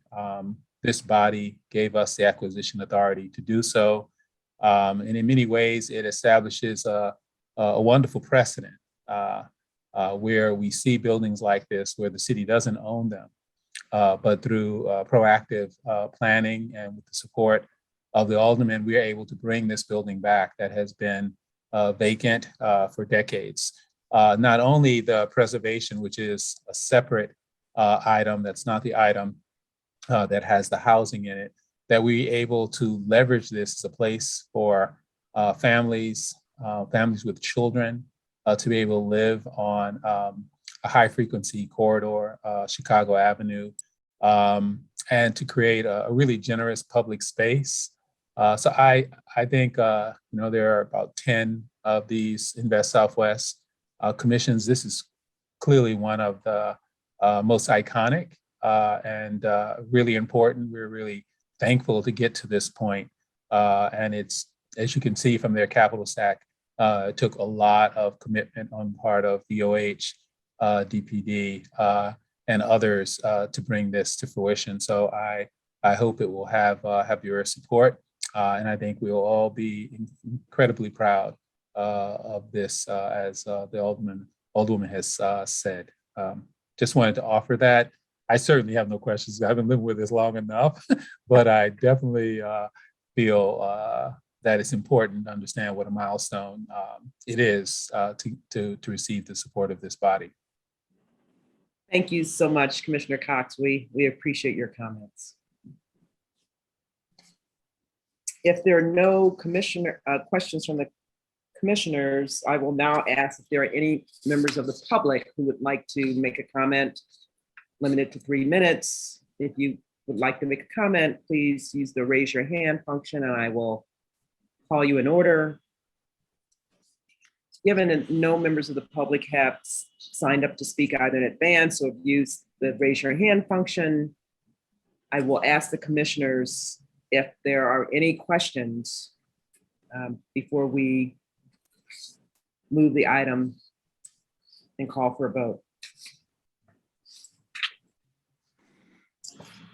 The resolution before us recommends to the Chicago City Council to designate Austin United Alliance Development Company, LLC, as the successful respondent to the city's request for proposals RFP issued by the Department of Planning and Development for the sale and redevelopment of city-owned property located at 5206 West Chicago Avenue in the Austin Commercial TIF redevelopment area. Do I have a motion? So Move, moved. Madam Chair. Okay, I believe I heard it moved by Vice Chair Newsom. Yes. Commissioner Thomas, would you like to second? Yes, ma'am. Thank you. Thank you. In accordance with the Open Meetings Act, all votes are to be conducted by roll call so that each member's vote on each issue can be identified and recorded. Please signify your vote on approval of the motion by saying yes, no, or abstain. Vice Chair Newsom. Yes. Secretary Wheat. Yes. Commissioner Buford. Yes. Commissioner Cepeda. Commissioner Chan McKibben. Yes. Commissioner Cox. Yes. Commissioner Curtis. Yes. Commissioner Davis. Yes. Commissioner Gomez. Commissioner Briggs. Commissioner Rhodes. Commissioner Thomas. Yes. Commissioner Trevino. Yes. And Chairwoman Butler votes yes. The motion passes. Thank you all. Thank you all so much. Thank you. Thank you. For our fourth item of new business, the Department of Housing is requesting authority to advertise its intention to enter into an amended city lots for working families redevelopment agreement with the joint venture between Joda Investments LLC and MKB Business Strategies LLC, or to a related entity, for the disposition of the property located at 2433 West Congress Parkway in the Western Ogden redevelopment project area, and to request alternative proposals, and to approve the sale of the property to the joint venture between Joda Investments LLC and MKB Business Strategies LLC or a related entity, if no responsive alternative proposals are received. Brian O'Donnell will present the staff report on behalf of the city's Department of Housing. Brian, you may begin your presentation when ready. I am ready. Can you see my screen? Yes. Okay, thank you. Good afternoon, Chairman Butler, Vice Chair Newsom, and all commissioners present. My name is Brian O'Donnell, representing the Homeownership Bureau of the Department of Housing.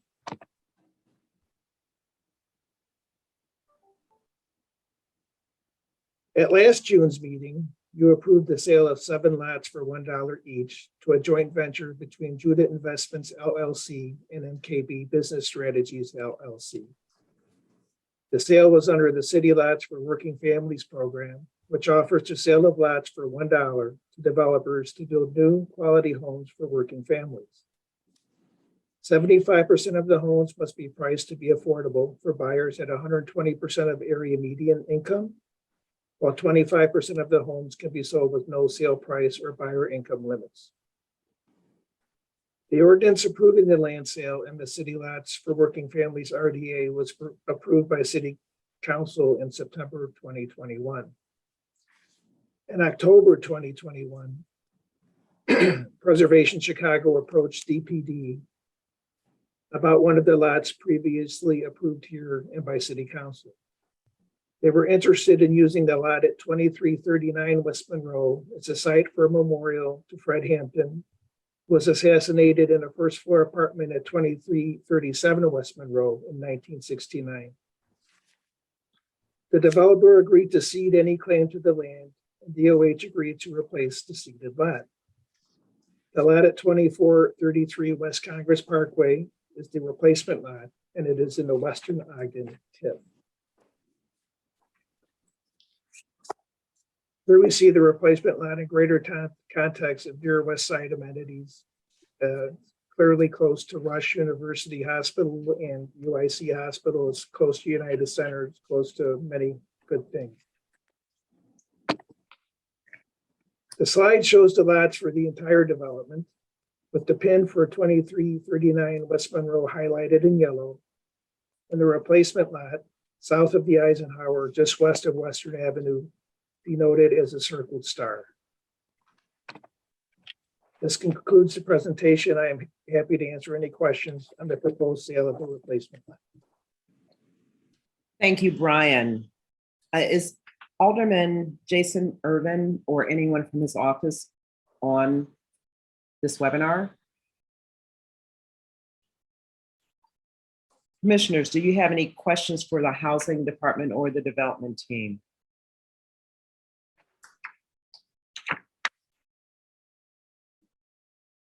Are there any members of the public who would like to make comments? If so, please use the raise your hand function.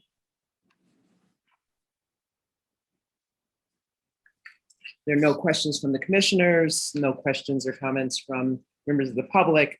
So I will go back to the commissioners just to see if there are any questions before we move the item and call for a vote.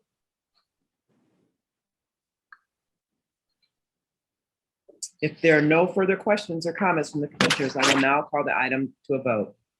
The resolution before us recommends to the Chicago City Council to approve the approval of DOH's request to advertise its intention to enter into an amended city lots for working families redevelopment agreement with the joint venture Judah Investments LLC and MKB Strategies LLC or to a related entity for 2433 West Congress Parkway, and to request alternative proposals for and to approve the sale of the property to the joint venture between Judah Investments and MKB Business Strategies or related entity if no responsive alternative proposals are received. Do I have a motion? So moved, Commissioner Wheat. Thank you, Commissioner Wheat. Do I have a second? Seconded by Commissioner Cox. Thank you, Commissioner Cox. In accordance with the Open Meetings Act, all votes are to be conducted by roll call so that each member's vote on each issue can be identified and recorded. Please signify your vote on approval of the motion by saying yes, no, or abstain. Vice Chair Newsom. Yes. Secretary Wheat. Yes. Commissioner Buford. Yes. Commissioner Cepeda. Commissioner Chan McKibben. Yes. Commissioner Cox. Yes. Commissioner Curtis. Yes. Commissioner Davis. Yes. Commissioner Gomez, Commissioner Griggs, Commissioner Rhodes, Commissioner Thomas, Yes. Commissioner Trevino, Yes. and Chairwoman Butler votes yes, the motion passes.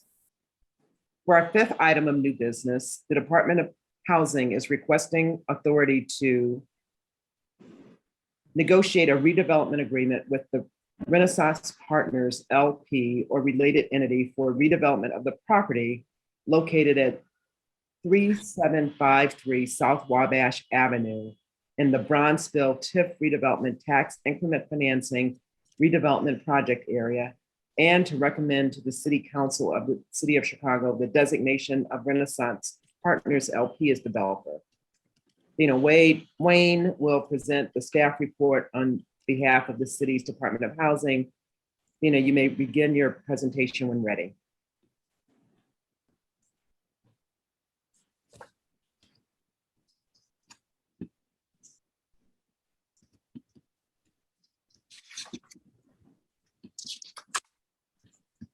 Okay, I was actually expecting to be last, so just a second here while I get the presentation up. Okay. Pleasant surprise.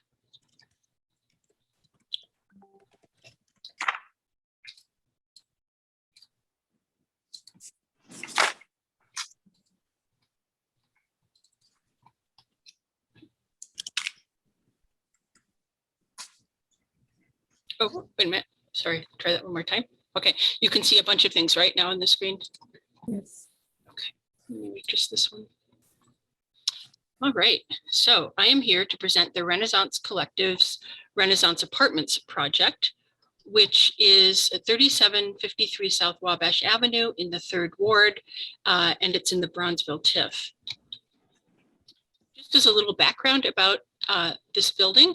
It was built as the Wabash YMCA in 1913, and it's exciting to me. It was really the first project supported by Julius Rosenwald in his plan to provide grants to African-American communities. He would provide $25,000 if somebody or a group in the community could provide $75,000. And so that was done for this building, and this was the first Y built as part of that really nationwide project. It became vacant in 1969 and stayed, unoccupied until 1982, when it was sold for $1 to the neighboring church, St. Thomas Episcopal Church. In 1992, what's now the Renaissance Collective was founded to restore and preserve the former Y. Preserve and restore, I should put it in that order. They bought it in 1999 and began their rehabilitation, and it was finished in 2000. To give you an idea of where it is, it's basically between 37th and 38th Street, Wabash here, there's an alley here, and then an empty lot, and then Michigan Avenue. Here's an aerial view showing that same thing. This is a historical picture of the YMCA. This is what it looked like in 1962. So clearly a lot of work that had to be done to get it to be occupied again and provide services. This is what it looks like today. In terms of this project, again, the Renaissance Collaborative is the developer. They're a nonprofit corporation, again, founded in 1992 to preserve this building. Powers and Sons, an MBEW contractor, they formed in 1967. They've done a lot of work with the city. Weiss Langley Weiss has been the architect. Rich Klein is the architect there working on this. And I think Weiss Langley Weiss is a well-known firm in the city, founded in 1977 by Ben Weiss. And last but not least, Donnie Brown, who has extensive experience in real estate consulting, has been acting as their financial consultant. A little bit just about the property, a single building, 5 stories, mixed use. In addition to the 101 studio units, there are the building houses meeting rooms, should just add an S, meeting rooms, job training spaces, offices, and a gymnasium and the pool. Those are part of the Y. Those aren't currently in use. There's hope someday to have funding to restore those, but that's not the purpose of this particular project. The residential units are 87% occupied, and TRC's mission is to promote self-sufficiency for the formerly chronically homeless. And again, they provide a lot of services, supportive housing services, employment training, and educational services to the residents. Pat Abrams is the executive director of TRC. They also operate Senior Village, which opened in 2010 as an independent senior living facility for low-income seniors. In terms of their budget, they have an operating budget of $1.6 million. They're supported in rent by rent from some of their existing buildings. They get nearly 30% from public support, including HUD and Illinois Department of Human Services. And then they have a component also from fundraising and grants. In this particular project, and why we're coming here today, is that in order to maintain the affordability for 20 years for this building, TRC wants to enter the building into CHA's RAD program. As a result, they won't have to go back to CHA every year. So annually, to get their vouchers renewed, they'll have 20 years, assurance for 20 years of affordable units. We'll talk about the affordability in a moment. So the work that they're proposing to do here is to qualify the building for RAD. HUD went through the building. They said these are the kinds of things you need to do. For example, put on a new roof, do tuck pointing, a lot of exterior work, and some interior work as well in order for the building to qualify for RAD. So that's what this budget includes and what we're here today for. You can see that some things are going to stay. Some fixtures in the kitchen, the bathroom fixtures. So it's not a gut rehab by any means. It's a moderate rehab to get the building so that it qualifies for RAD funding. Oh, I thought. Okay. In terms of the unit mix, it's 101 units. One of them is the manager's unit at 60% AMI, and 100 of the units are affordable at 30% AMI. it's because of this really deep level of affordability that they need a lot of public assistance, and we're proposing to give that to them in TIF, $5,313,737. They can manage a small loan from the Chicago Community Loan Fund of $563,000, and they also have a Federal Home Loan Bank grant of $900,000. We feel that it's justified to give them such a large amount of TIF because once they get this, this TIF will allow them to rehab the building and get them into the RAD program. And once they have that, they're really benefiting from a lot of federal subsidy in terms of RAD. Of course, we always want our projects to conform with the TIF redevelopment plan. In this case, it's very important to me that we're actually renovating and rehabilitating existing housing stock. We're making further use of this building, and it's a very important building historically for the neighborhood in Bronzeville. And the usual public benefits will be met. There are quite a few permanent jobs, 10 permanent full-time jobs there now, and those will stay, and same with the 4 part-time equivalent jobs and the 16 trainees that are residents of the building as well. 25 construction jobs, and the usual MBE, WB requirements and city residency requirements are also in place. So given that, DOH recommends that CDC recommended the City Council the designation of the Renaissance Partners Limited Partnership or related entity as a developer for the rehabilitation of the Renaissance Apartments at 4757 to 63 South Wabash Avenue. Thank you. Thank you, Dana. I'd like to recognize Alderman Pat Dow and ask the Alderman if she'd like to make comments. Yes, thank you, Chairman Butler. Very briefly, I just wanted to extend my support for this project. TRC, under the leadership of Pat Abrams, has been a tremendous staple in our community of providing affordable housing for seniors and for people who need a helping hand. So I want to just acknowledge her for her work.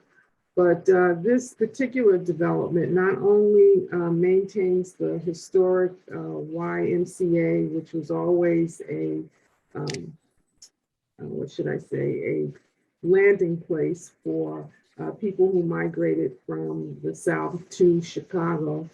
It continues to be a place for affordable living for people who need help, and TRC has provided that. So I support this effort to maintain much needed subsidized housing in an area that Crane Chicago Business calls the fastest growing neighborhood in Chicago. I'm proud of that, but the need to support people who have less means than other people in the community needs to be upheld as well. So I ask for the committee's favorable recommendation on this proposal. Thank you, Chairman. Excuse me. Thank you, Alderman Dowland. We appreciate your presence and your support of this project. Commissioners, do you have any questions for the department or the development team? Commissioner Curtis. Yes, can you tell me can the department tell me how long the project retains its current character? I assume that this property cannot be sold or used for any other purpose for an extended period of some sort? Oh, I see. You mean because of the TIF funding? Correct. What? Yeah, there will be a 30-year requirement that the units remain affordable. Thank you. Are there further questions from the commission?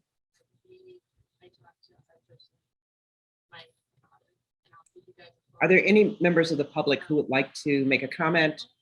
If so, please do so by using the raise your hand feature.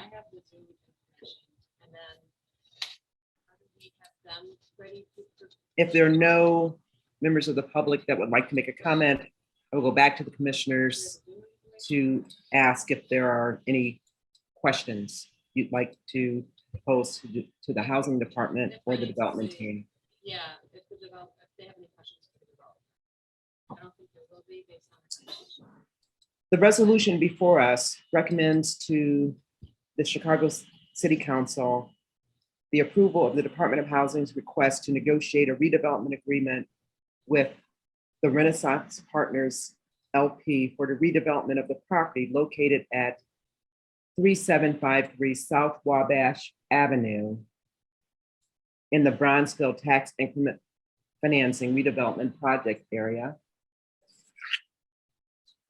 and to recommend to the City Council of the City of Chicago the designation of the Renaissance Partners LP as developer. Do I have a motion? So move, Madam Chair. Thank you, Second. moved by Vice Chair Newsom and seconded by Commissioner Thomas. In accordance with the Open Meetings Act, all votes are to be conducted by roll call so that each member's vote on each issue can be identified and recorded. Please signify your vote on approval of the motion by saying yes, no, or abstain. Vice Chair Newsom. Yes. Secretary Wheat. Yes. Commissioner Buford. Yes. Commissioner Cepeda. Commissioner Chan McKibben. Yes. Commissioner Cox. Yes. Commissioner Curtis. Yes. Commissioner Davis. Yes.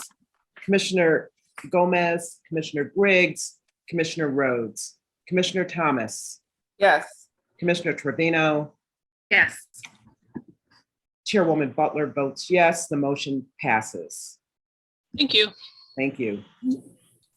For our sixth item of new business, the Department of Planning and Development is seeking authority to negotiate a redevelopment agreement with Policy Kings LLC for the redevelopment of the property located at 353 through 363 East 51st Street in the 47th Street State Tax Increment Financing Redevelopment Project area, and to recommend to the City Council of the City of Chicago the designation of Policy Kings LLC as developer. Terence Johnson will present the staff report on behalf of the city's Department of Planning and Development. Terence, you may begin your presentation when ready. Thank you, Chairwoman. Good afternoon, Chairwoman Butler and members of the commission. For the record, my name is Terence Johnson, Assistant Commissioner with the Department of Planning and Development. With me today, I have James Doherty and Corey Gilkey from the development team, along with consultant Cecilia Cuff. The resolution before you requests a recommendation to the City Council to designate Policy Kings LLC as the developer for the project located at 353 to 363 East 51st Street. It also requests authority for the Department of Planning and Development to negotiate a redevelopment agreement with the developer.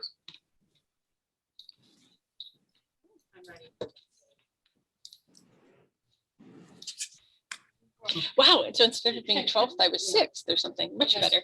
The subject, I'm sorry, excuse me, Terence. Adina, I need for you to put your phone on mute. Thank you. Please proceed, Terence. okay.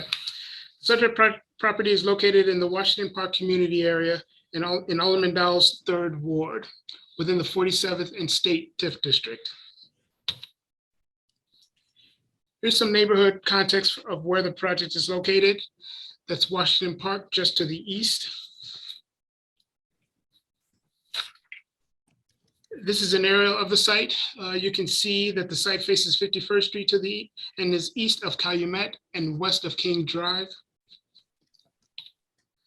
The project is the redevelopment of the iconic building containing the mural of Lorraine Hansberry, author of A Raisin in the Sun and former Bronzeville resident. This shows the building in its current condition. Here's a rendering of the project once completed.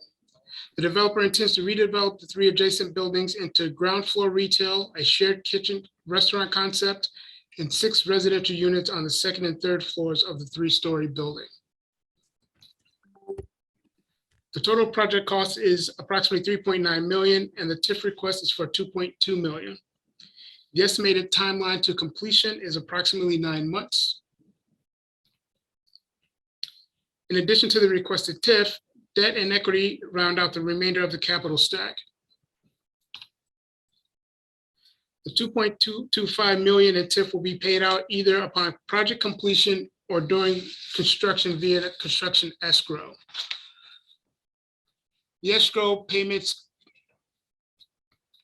will be distributed as 4 different draws, one at 30% complete, one at 60% complete, one at 90% complete, and the remaining 10% at the certificate of completion. The project will have the typical city protections such as ongoing operating covenant, a flip provision, and construction compliance requirements. Policy Kings LLC consists of a partnership between James Doherty and Corey Gilkey. Corey is a serial entrepreneur with ties to the Bronzeville community. And it's Corey's retail concepts that will tenant at least a portion of the first floor retail, bringing new retail options to a community in need. Alderman Pat Dell is supportive of the project and is in attendance. DPD has thoroughly reviewed the proposed project, the qualifications of the development team, and the need for public assistance. DPD recommends that the Community Development Commission recommend to the designation of Policy Kings LLC as developer and authorize DPD to negotiate a redevelopment agreement with Policy Kings. At this point, I'm willing to take any questions that the commission may have. Great, thank you, Terence. Before the commissioners pose their questions, I'd like to ask Alderman Dow if she would like to make comments regarding this proposed project. Yes, thank you, Chairman Butler. Very quickly, again, this is really good today. I'm happy.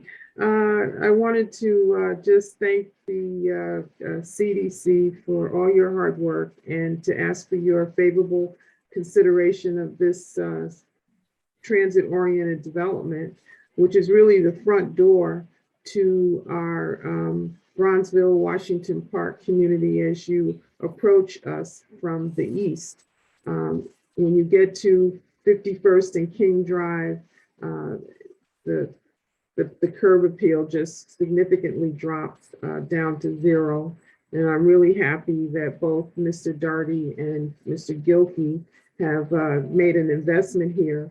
I'd like to thank the Department of Planning and Development for selecting them to be part of the Neighborhood Opportunity Fund, one of the winners, because that investment will make that corner pop more. And the uses that they're bringing there in terms of not just the housing, but the commercial uses, the retail kitchen is something that is needed in the community. I want to just thank Corey personally here publicly for already being in the community and bringing a cutting edge retail restaurant to our community that has people in lines on some days when the weather's warm. And I look forward to a positive impact here at this location. So I ask the CDC for their favorable consideration. Thank you so much. Thank you, Alderman Dowland, and we're delighted that you're spending all this time with us today. It's good to see, good to have you here with us with these wonderful projects. Commissioners, do you have any questions for the planning department or the development team?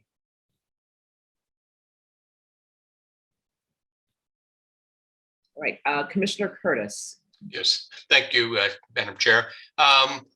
One of the comments in the presentation was that this would abide by ongoing operating covenants, I think was the phrase. And I just wonder what those are. So as part of the program and the redevelopment agreement that we will be executing on this project, there will at least as a condition of receiving the award, the project needs to be the stated uses for at least 3 years, such that it's not a develop it and then turn around and sell it right away. It's not a flip type situation. So they'll be required to maintain the operations as outlined here. Thank you. And that answer was provided by, Oh, I'm sorry. For the record, Terrence Johnson, Assistant Commissioner within DPD. great, thank you, Terrence. Commissioner Cox? Thank you. I just wanted to again acknowledge again, Alderman Dow is on a roll here relative to showing what equitable transit-oriented development looks like. And a lot of times these smaller rehab projects can really be the catalyst for a new construction. And that seems to have happened in a number of places in her ward. And so these projects are very important to us in terms of our focus on the restoration of commercial corridors, both new construction, like you saw on Chicago Avenue, but also these smaller adaptive reuse, mixed-use projects. So compliments to Mr. Daugherty and Mr. Gilkey and their advisor, Ms. Cuff, who just opened the Bronzeville Winery, another must-see establishment. So there is a very conscious effort. I hope the commission sees that we bring these forward. Amazing entrepreneurs who are stepping into a space that historically others were not willing to step into, but they are really laying the foundation for the revitalization of these corridors. So I just wanted to thank them in public for their effort, and we are thrilled to support them. Thank you, Commissioner Cox. Commissioner Wheat? Thank you, Madam Chair. A couple of questions for staff, and I default to staff if you want to answer them or have the development team answer them.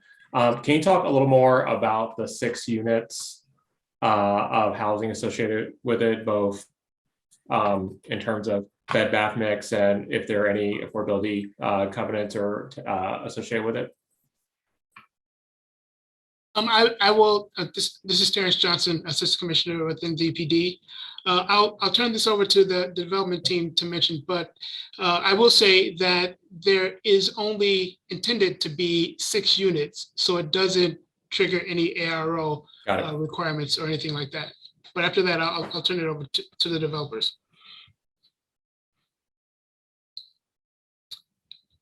Are there, please.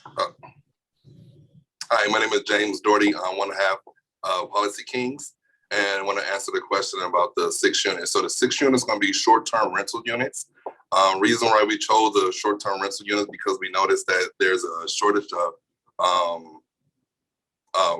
short-term rental that's in the area, like with the University of Chicago and the different things that's going on in the Bronzeville area and the Washington Park area where people are coming in town for short-term periods of time. So it's not going to be Airbnb. It's going to be more of a short-term rental between less than 29 days. Thank you. And one additional question. I believe I heard Alderman Dow mention an NOF grant as well. Could either the DPD staff or Mr. Daugherty or whomever provide more color on that grant? So this is Terrence Johnson, Assistant Commissioner within DPD. The mentioning of the NOF is this project was actually sourced through the NOF round funding. So the actual funding source for this project is TIF, but it was sourced through the NOF funding rounds. So there's no layering of the incentives here. I get that. I'm just trying to get more color on, and I understand that that's outside the purview of the CDC. It's more just for informational purposes, understanding the nature of the NOF grant as well that's connected to the project. Yeah. Are there other questions from members of the commission? So this is Chair Butler. I have a question regarding the mural. Terrence, if you or a member of the staff can pull up the rendering of the building post redevelopment.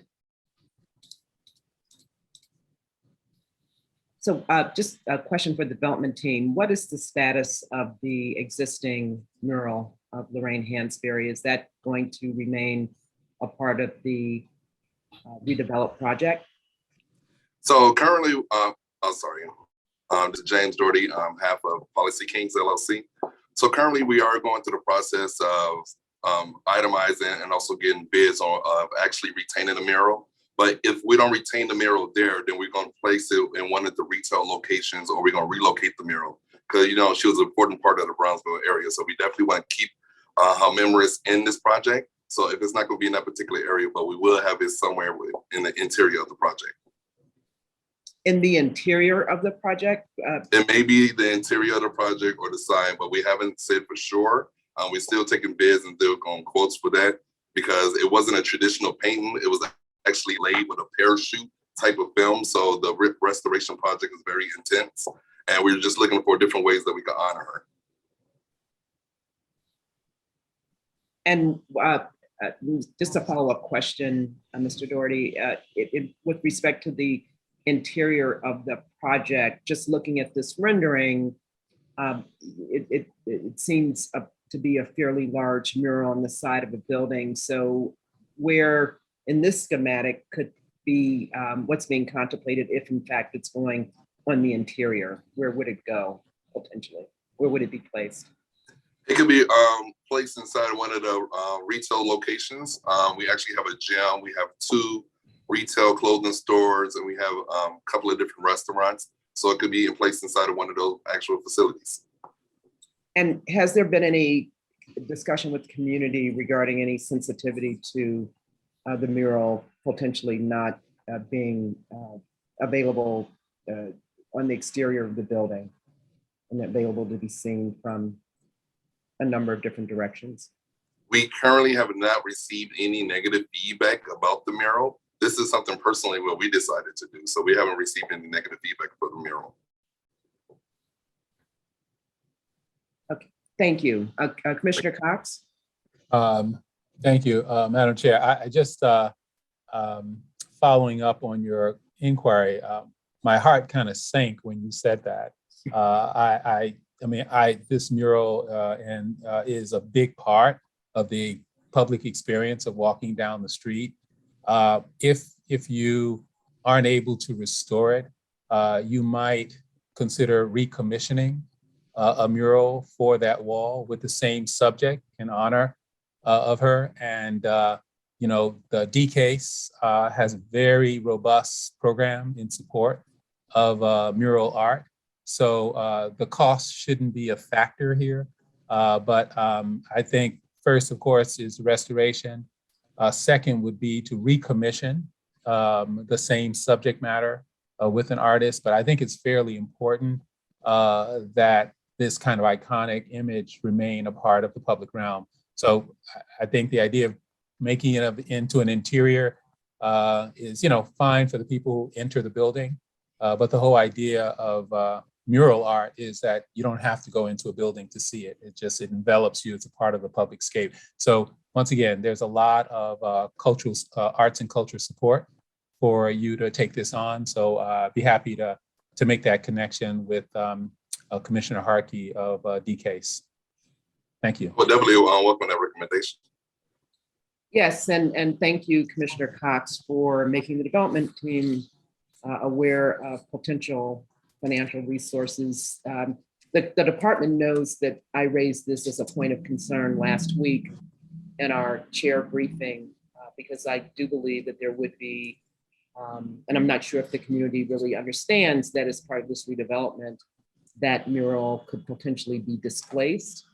And I think there's, my sense is there'd be a fair amount of sensitivity to that and disappointment if in fact the mural was removed and moved to an interior location where it would not be available for, readily available to the public. So we appreciate the department working with the developer to see what in fact might be done in order to maintain that presence in an area where the public can take advantage of this beautiful, iconic street art. Are there any other questions from the commission? I'll ask if there are any members of the public that would like to speak. There are no members of the public that have indicated that they would like to make comments regarding this matter. I'll go back to the commissioners to see if you have any additional questions or comments. Seeing that there are no further questions or comments from the commissioners, I will now call the item to a vote. The resolution before us recommends to the Chicago City Council the approval of DPD's request to negotiate a redevelopment agreement with Policy Kings LLC for redevelopment of the property located at 353 through 358 East 51st Street in the 47th Street State Tax Increment Financing Redevelopment Project area, and to recommend to the City Council of the City of Chicago the designation of Policy Kings as developer. Do I have a motion? So move, Natasha Thomas. So moved by Commissioner Thomas. Thank you. Do I have a second? Yes, Grace Chan McKibben, second. Thank you, Commissioner Chan McKibben. In accordance with the Open Meetings Act, all votes are to be conducted by roll call so that each member's vote on each issue can be identified and recorded. Please signify your vote on approval of the motion by saying yes, no, or abstain. Vice Chair Newsom, Yes. Secretary Wheat, Yes. Commissioner Buford, Yes. Commissioner Cepeda, Commissioner Chan McKibben, Yes. Commissioner Cox, Yes. Commissioner Curtis, Yes. Commissioner Davis, Yes. Commissioner Gomez, Commissioner Griggs, Commissioner Rhodes, Commissioner Thomas, Yes. Commissioner Trevino, Yes.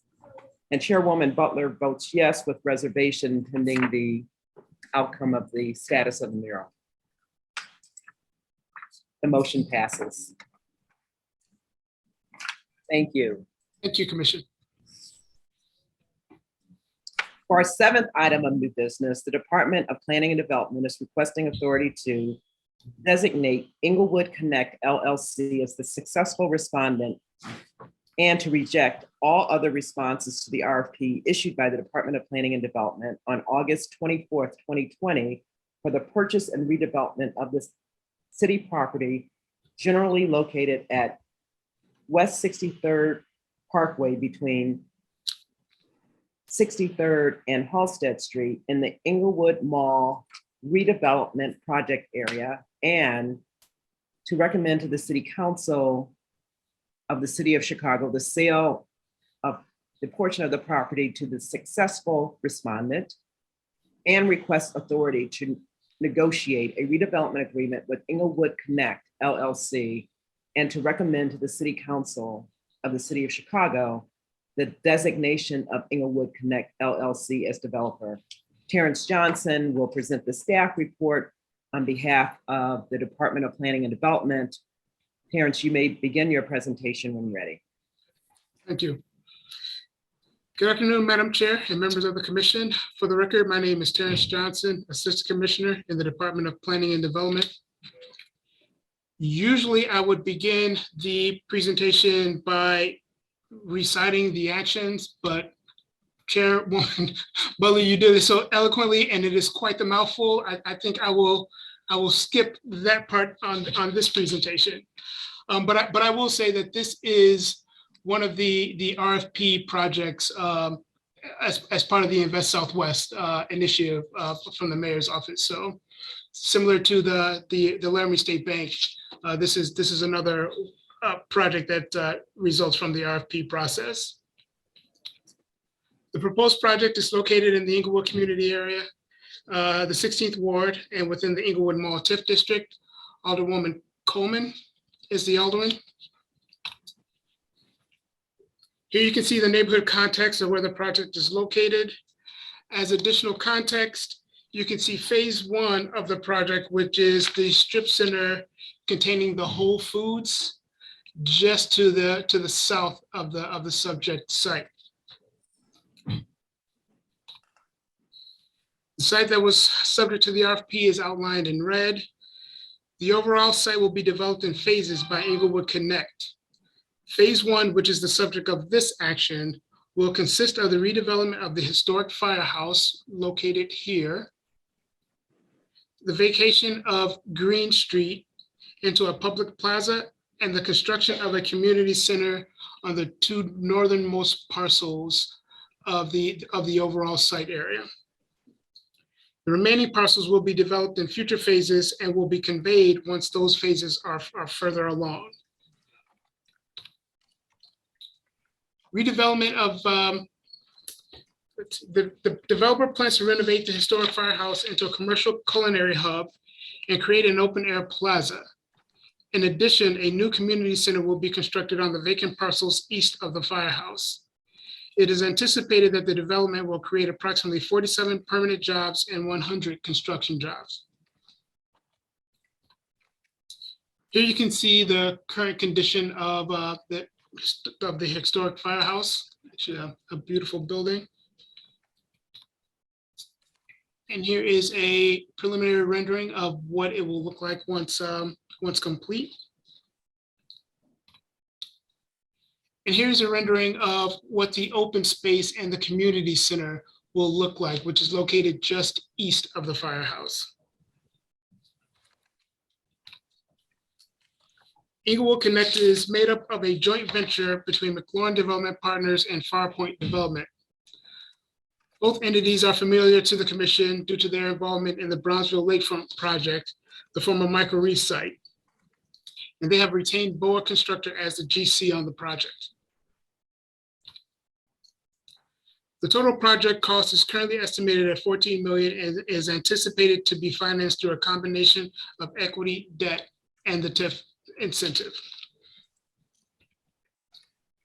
The city through DPD intends to provide the developer with TIF assistance in an amount not to exceed $6 million. $750 will be paid out at RDA closing. $3.25 million will be paid upon the issuance of the certificate of completion for the firehouse. And the third payment will be paid upon the completion of phases B and C, which are the open plaza and the community center.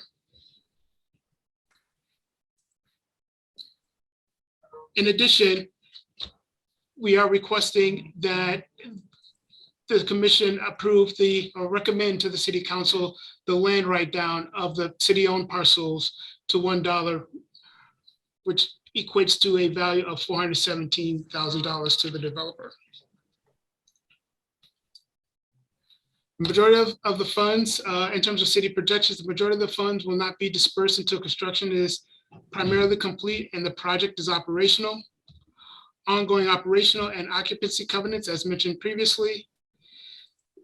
The RDA will include a flip provision throughout the compliance period, and the typical construction compliance requirements such as MBE, WBE, prevailing wage, and city residency will apply as well.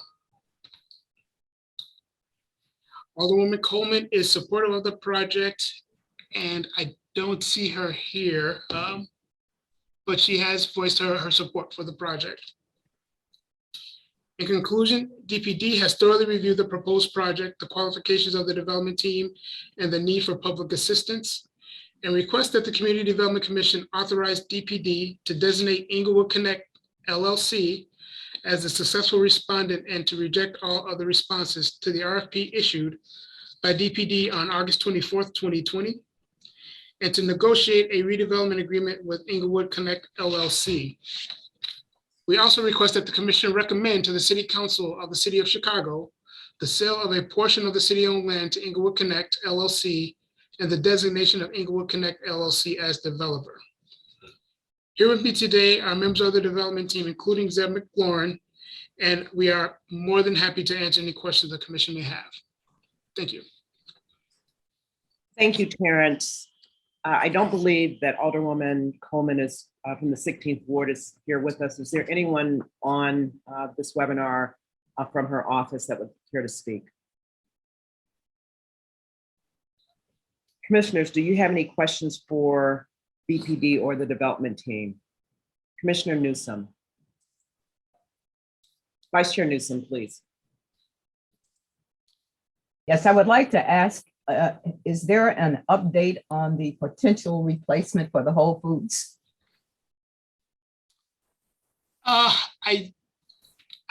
This is Terence Johnson with DPD. I don't know of any named replacement yet. I know there's been some conversations. If I could, and not to put you on the spot, Commissioner, is there any news that we could share with Commission here? Madam Chair, I see Yes. Chip Hastings has his hand Yes. up. I'll Yes. defer to him. Yes, thank you. Chip, please proceed. Yes, thank you again for the record. Chip Hastings, Department of Planning.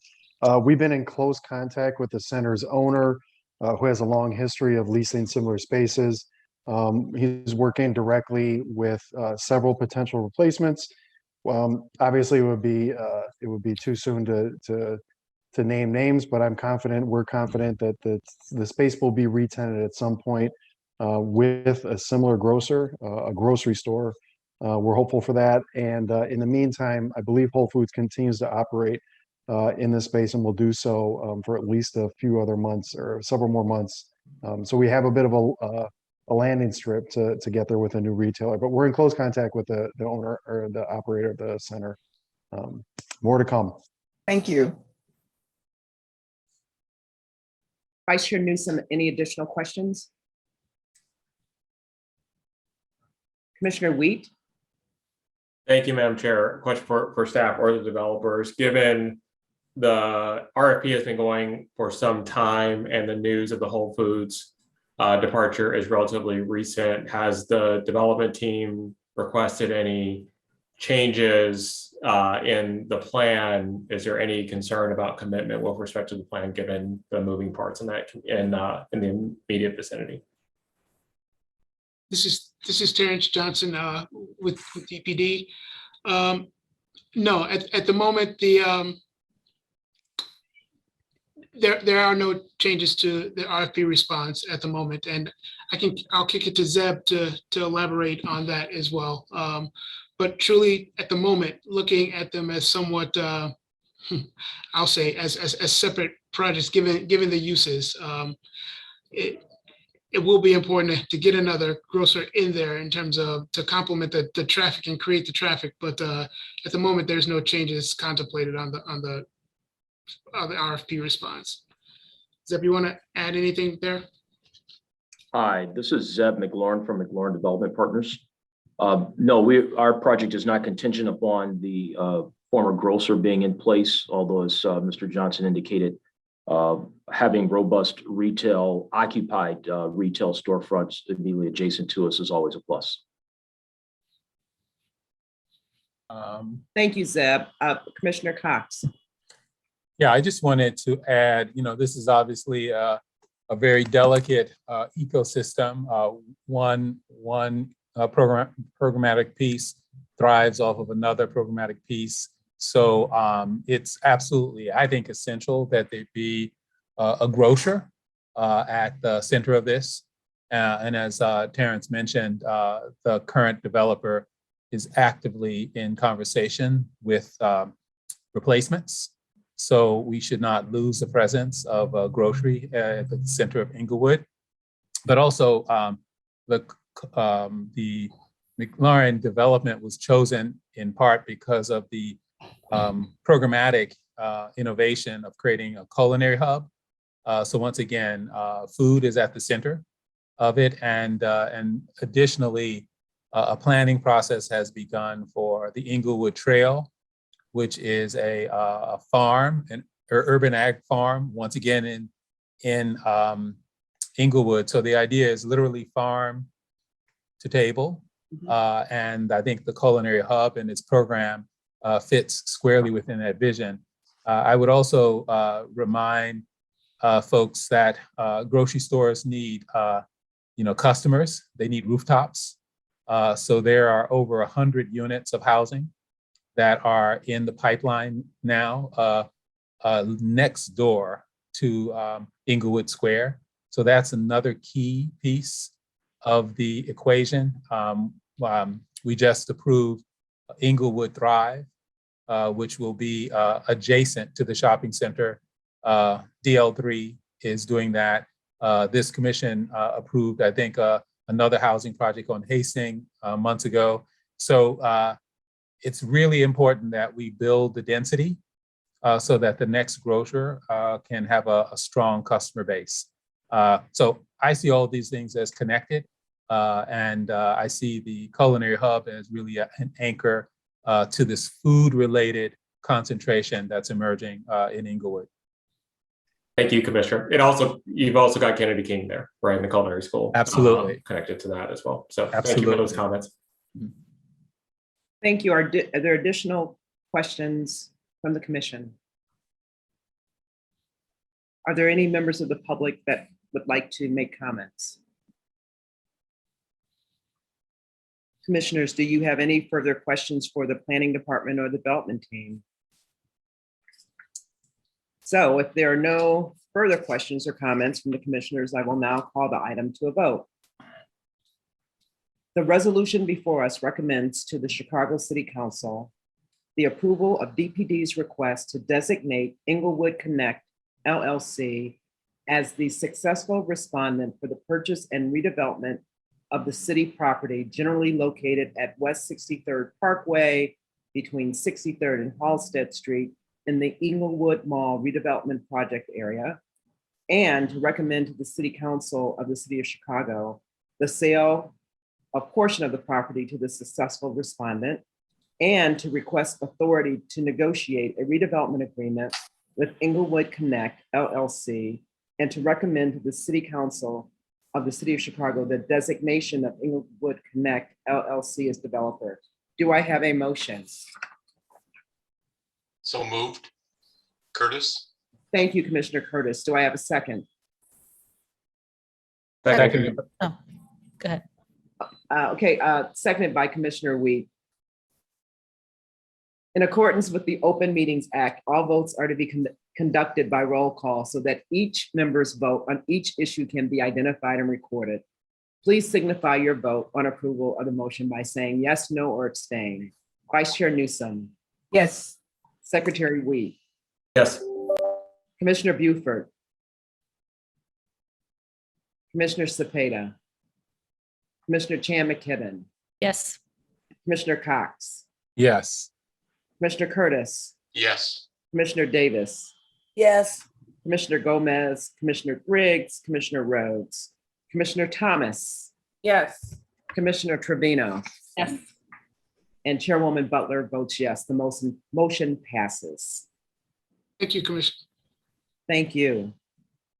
For our 8th item of new business, the Department of Planning and Development is requesting authority to negotiate a redevelopment agreement with Dreams Realty and Design Incorporated, DBA Dior Realty Group, for the redevelopment of the property located at 834 through 840 East 87th Street and the 87th Street Cottage Grove tax increment financing redevelopment project area, to recommend to the City Council of the City of Chicago the designation of Dreams Realty and Design as developer.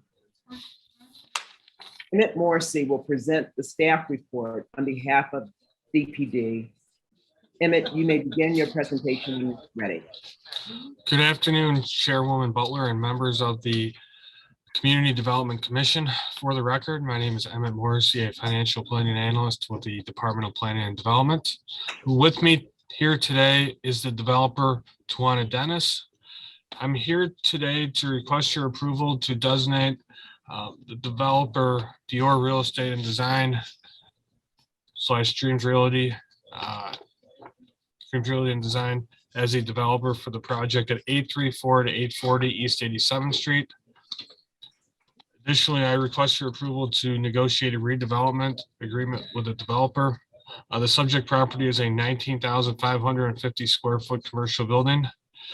The developer, Ms. Tawana Dennis, is a local real estate broker. She wants to relocate her brokerage business and design company. Additionally, she intends to open up a title company at the location, and additional uses are to lease the ground floor space to a coffee shop and a UPS store. The subject property is located at 834 to 840 East 87th Street in the Chatham community area and the 8th Ward. A letter of support has been provided by the Alderwoman. The project's located in the 87th and Cottage Grove TIF district. This slide shows the neighborhood context of the subject property along 87th Street.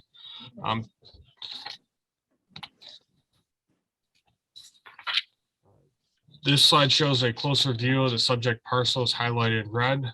The total site area is approximately 22,000 square feet. The developer, Ms. Dennis, plans on renovating the vacant 19,050 square foot commercial building on a 22,000 square foot site.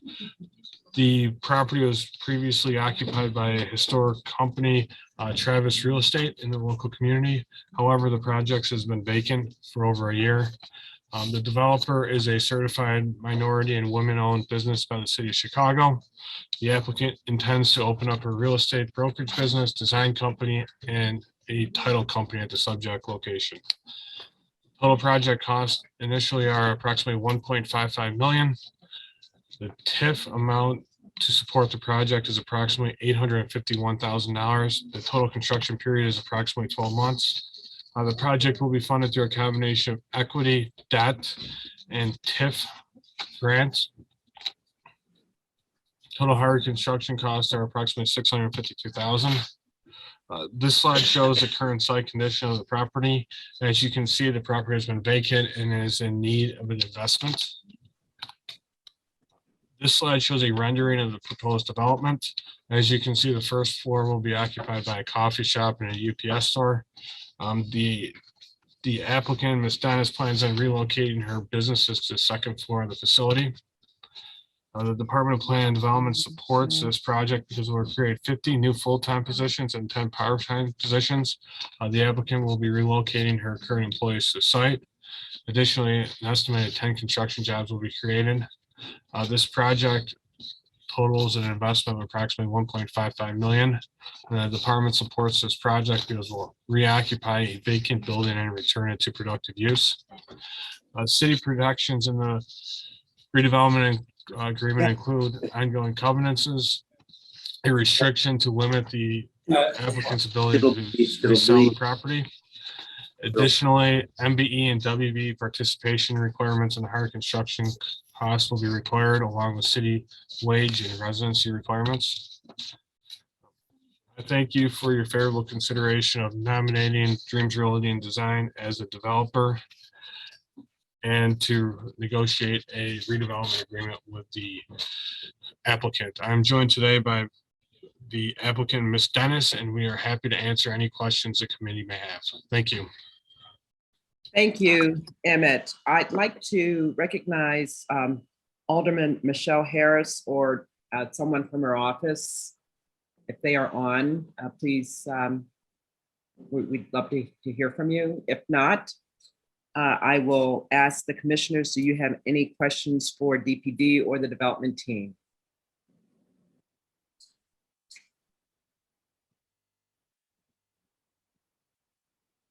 I don't see any questions from members of the commission. No members of the public previously signed up to speak on this matter. Are there any, oh, I'm sorry, Commissioner Cox, please proceed. It isn't a question, but the staff work so long to bring these projects before you, and I often don't get a chance to meet the protagonists, the entrepreneurs that are behind this work. So I never miss an opportunity just to thank them publicly for their work. She's been incredibly responsive, Ms. Dennis, to the DPD feedback. The building and her renovation of it has only gotten better and better and I think it's just going to be an amazing catalyst for the revitalization of that section of the corridor. So, taking on an adaptive reuse project like this, bringing in subtenants, it's no easy feat, but we're just thrilled to be a partner with you. And I look forward to going to that coffee shop and watching the other good things that are going to happen for the corridor because of your initial investment. So we're thrilled. Thank you so much. Thank you, Commissioner Cox, for those comments. Vice Chair Newsom. I'd just like to say I was very much impressed with the figure of 50 for the total number of permanent jobs for this particular development. And I do hope that some of that 50 will be represented by residents of that immediate community area. Thank you. Thank you, Vice Chair Newsom. Are there other questions or comments from members of the commission?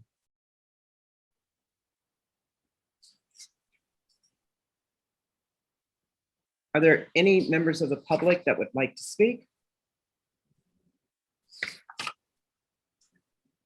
Great. Are there any additional comments or questions from the commission?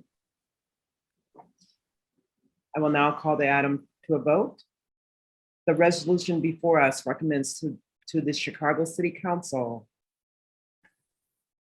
to negotiate a redevelopment agreement with Greens Realty and Design, Inc., DBA Dior Realty Group for the redevelopment of the property located at 834 through 840 East 87th Street in the 87th Street Cottage Grove Tax Increment Financing Redevelopment Project Area, and to recommend to the City Council of the City of Chicago the designation of Dreams Realty and Design as developer. Do I have a motion? So moved by Commissioner Cox. Thank you, Commissioner Cox. Do I have a second? Second, Curtis. Thank you, Commissioner Curtis. In accordance with the Open Meetings Act, all votes are to be conducted by roll call so that each member's vote on each issue can be identified and recorded. Please signify your vote on approval on the motion by saying yes, no, or abstain. Vice Chair Newsom. Yes. Secretary Wheat. Yes. Commissioner Buford. Yes. Commissioner Cepeda. Commissioner Chan McKibben. Yes. Commissioner Cox. Yes. Commissioner Curtis. Yes. Commissioner Davis. Yes. Commissioner Gomez, Commissioner Griggs, Commissioner Rhodes, Commissioner Thomas, Yes. Commissioner Trevino, Yes. and Chairwoman Butler votes yes. The motion passes. Congratulations, Ms. Dennis. Thank you For our- so much. Thank you. You are most welcome. All right, is everyone ready for our last item of new business? Absolutely. Okay, the Department of Planning and Development is requesting authority to negotiate a redevelopment agreement with Sputnik Coffee Company, Rocket Twins LLC for redevelopment of the property located at 4743 South Tallman Avenue in the Stevenson Brighton Tax Increment Financing Redevelopment Project Area, and to recommend to the City Council of the City of Chicago the designation of Sputnik Coffee Company as developer.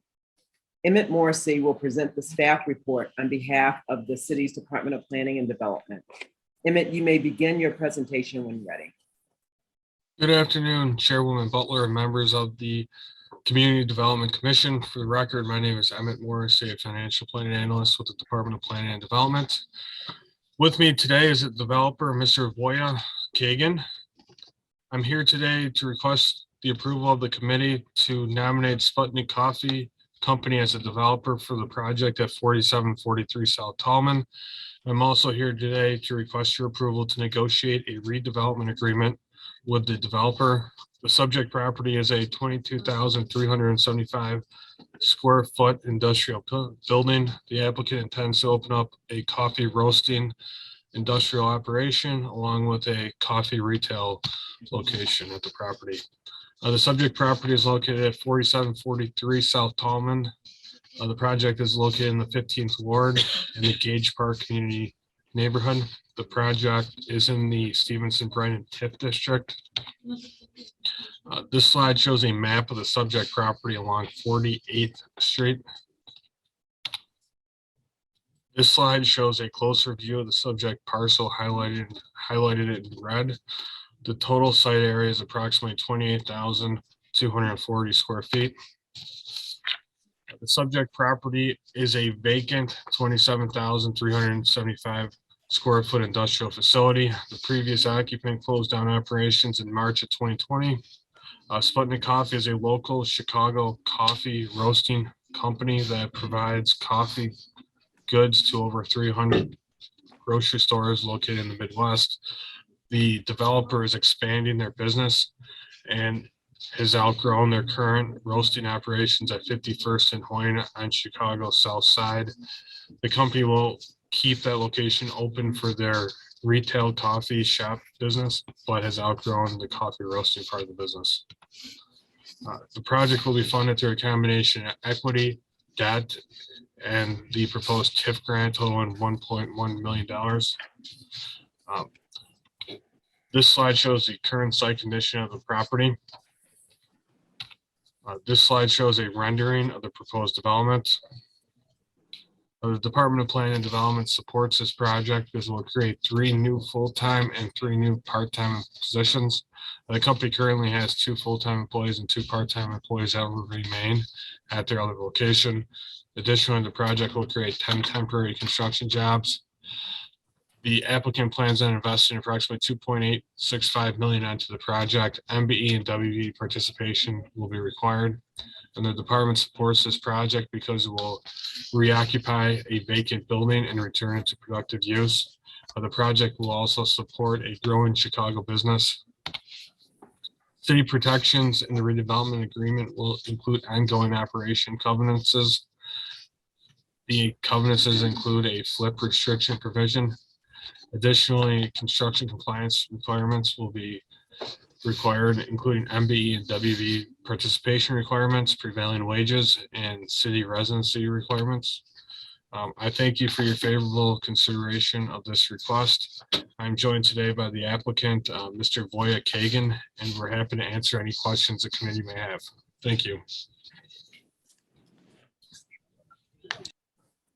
Thank you so much, Emmett. I'd like to recognize Alderman Raymond Lopez or anyone from his office if present. Commissioners, do you have any questions for the planning department or the development team?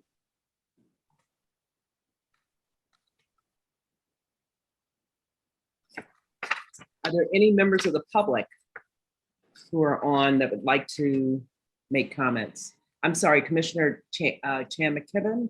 Yeah, just a quick question. I don't know if it's for the owner or I might have missed this. How many additional Sputnik Coffee locations are there? There seems to be a growing number in the past few years. This is Emmett Morrissey for the record. I think it would be best to have the applicant, Mr. Voya Kagan, answer this question.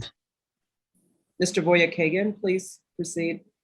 Hey, if everyone hears me, this is Vova. We do not have any other additional locations. We just have our one cafe roastery on 51st and Hoyne. Thank you. Are there other questions from the commission? Are there any members of the public that would like to make comment? I use a point of privilege as chair to say that I love this coffee. It's delicious, and I buy it at Open Produce in Hyde Park, and we're really happy that if the commission so chooses to approve and the city council chooses to approve this request, that there'll be even more Sputnik coffee available for retail. So may I, if there are no additional questions or comments from the commissioners, I will now call the item for a vote. The resolution before us recommends to the Chicago City Council to negotiate a redevelopment agreement with Sputnik Coffee Company, Rocket Twins LLC, for redevelopment of the property located at 4743 South Tallman Avenue in the Stevenson-Brighton Tax Increment Financing Redevelopment Project area, and to recommend to the City Council of the City of Chicago the designation of Sputnik Coffee Company as developer. Do I have a motion? So moved. Thank you, Commissioner Thomas. Do I have a second?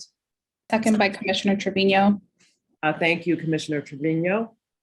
In accordance with the Open Meetings Act, all votes are to be conducted by roll call so that each member's vote on each issue can be identified and recorded. Please signify your vote on approval of the motion by saying yes, no, or abstain. Vice Chair Newsom, Yes. Secretary Wheat, Yes. Commissioner Buford, Yes. Commissioner Cepeda, Commissioner Chan McKibben, Yes. Commissioner Cox, Yes. Commissioner Curtis, Yes. Commissioner Davis, Yes. Commissioner Gomez, Commissioner Griggs, Commissioner Rhodes, Commissioner Thomas, Yes. Commissioner Trevino, Yes. and Chairwoman Butler votes yes. The motion passes. I'd like to thank all members of the commission for your time and attention this afternoon.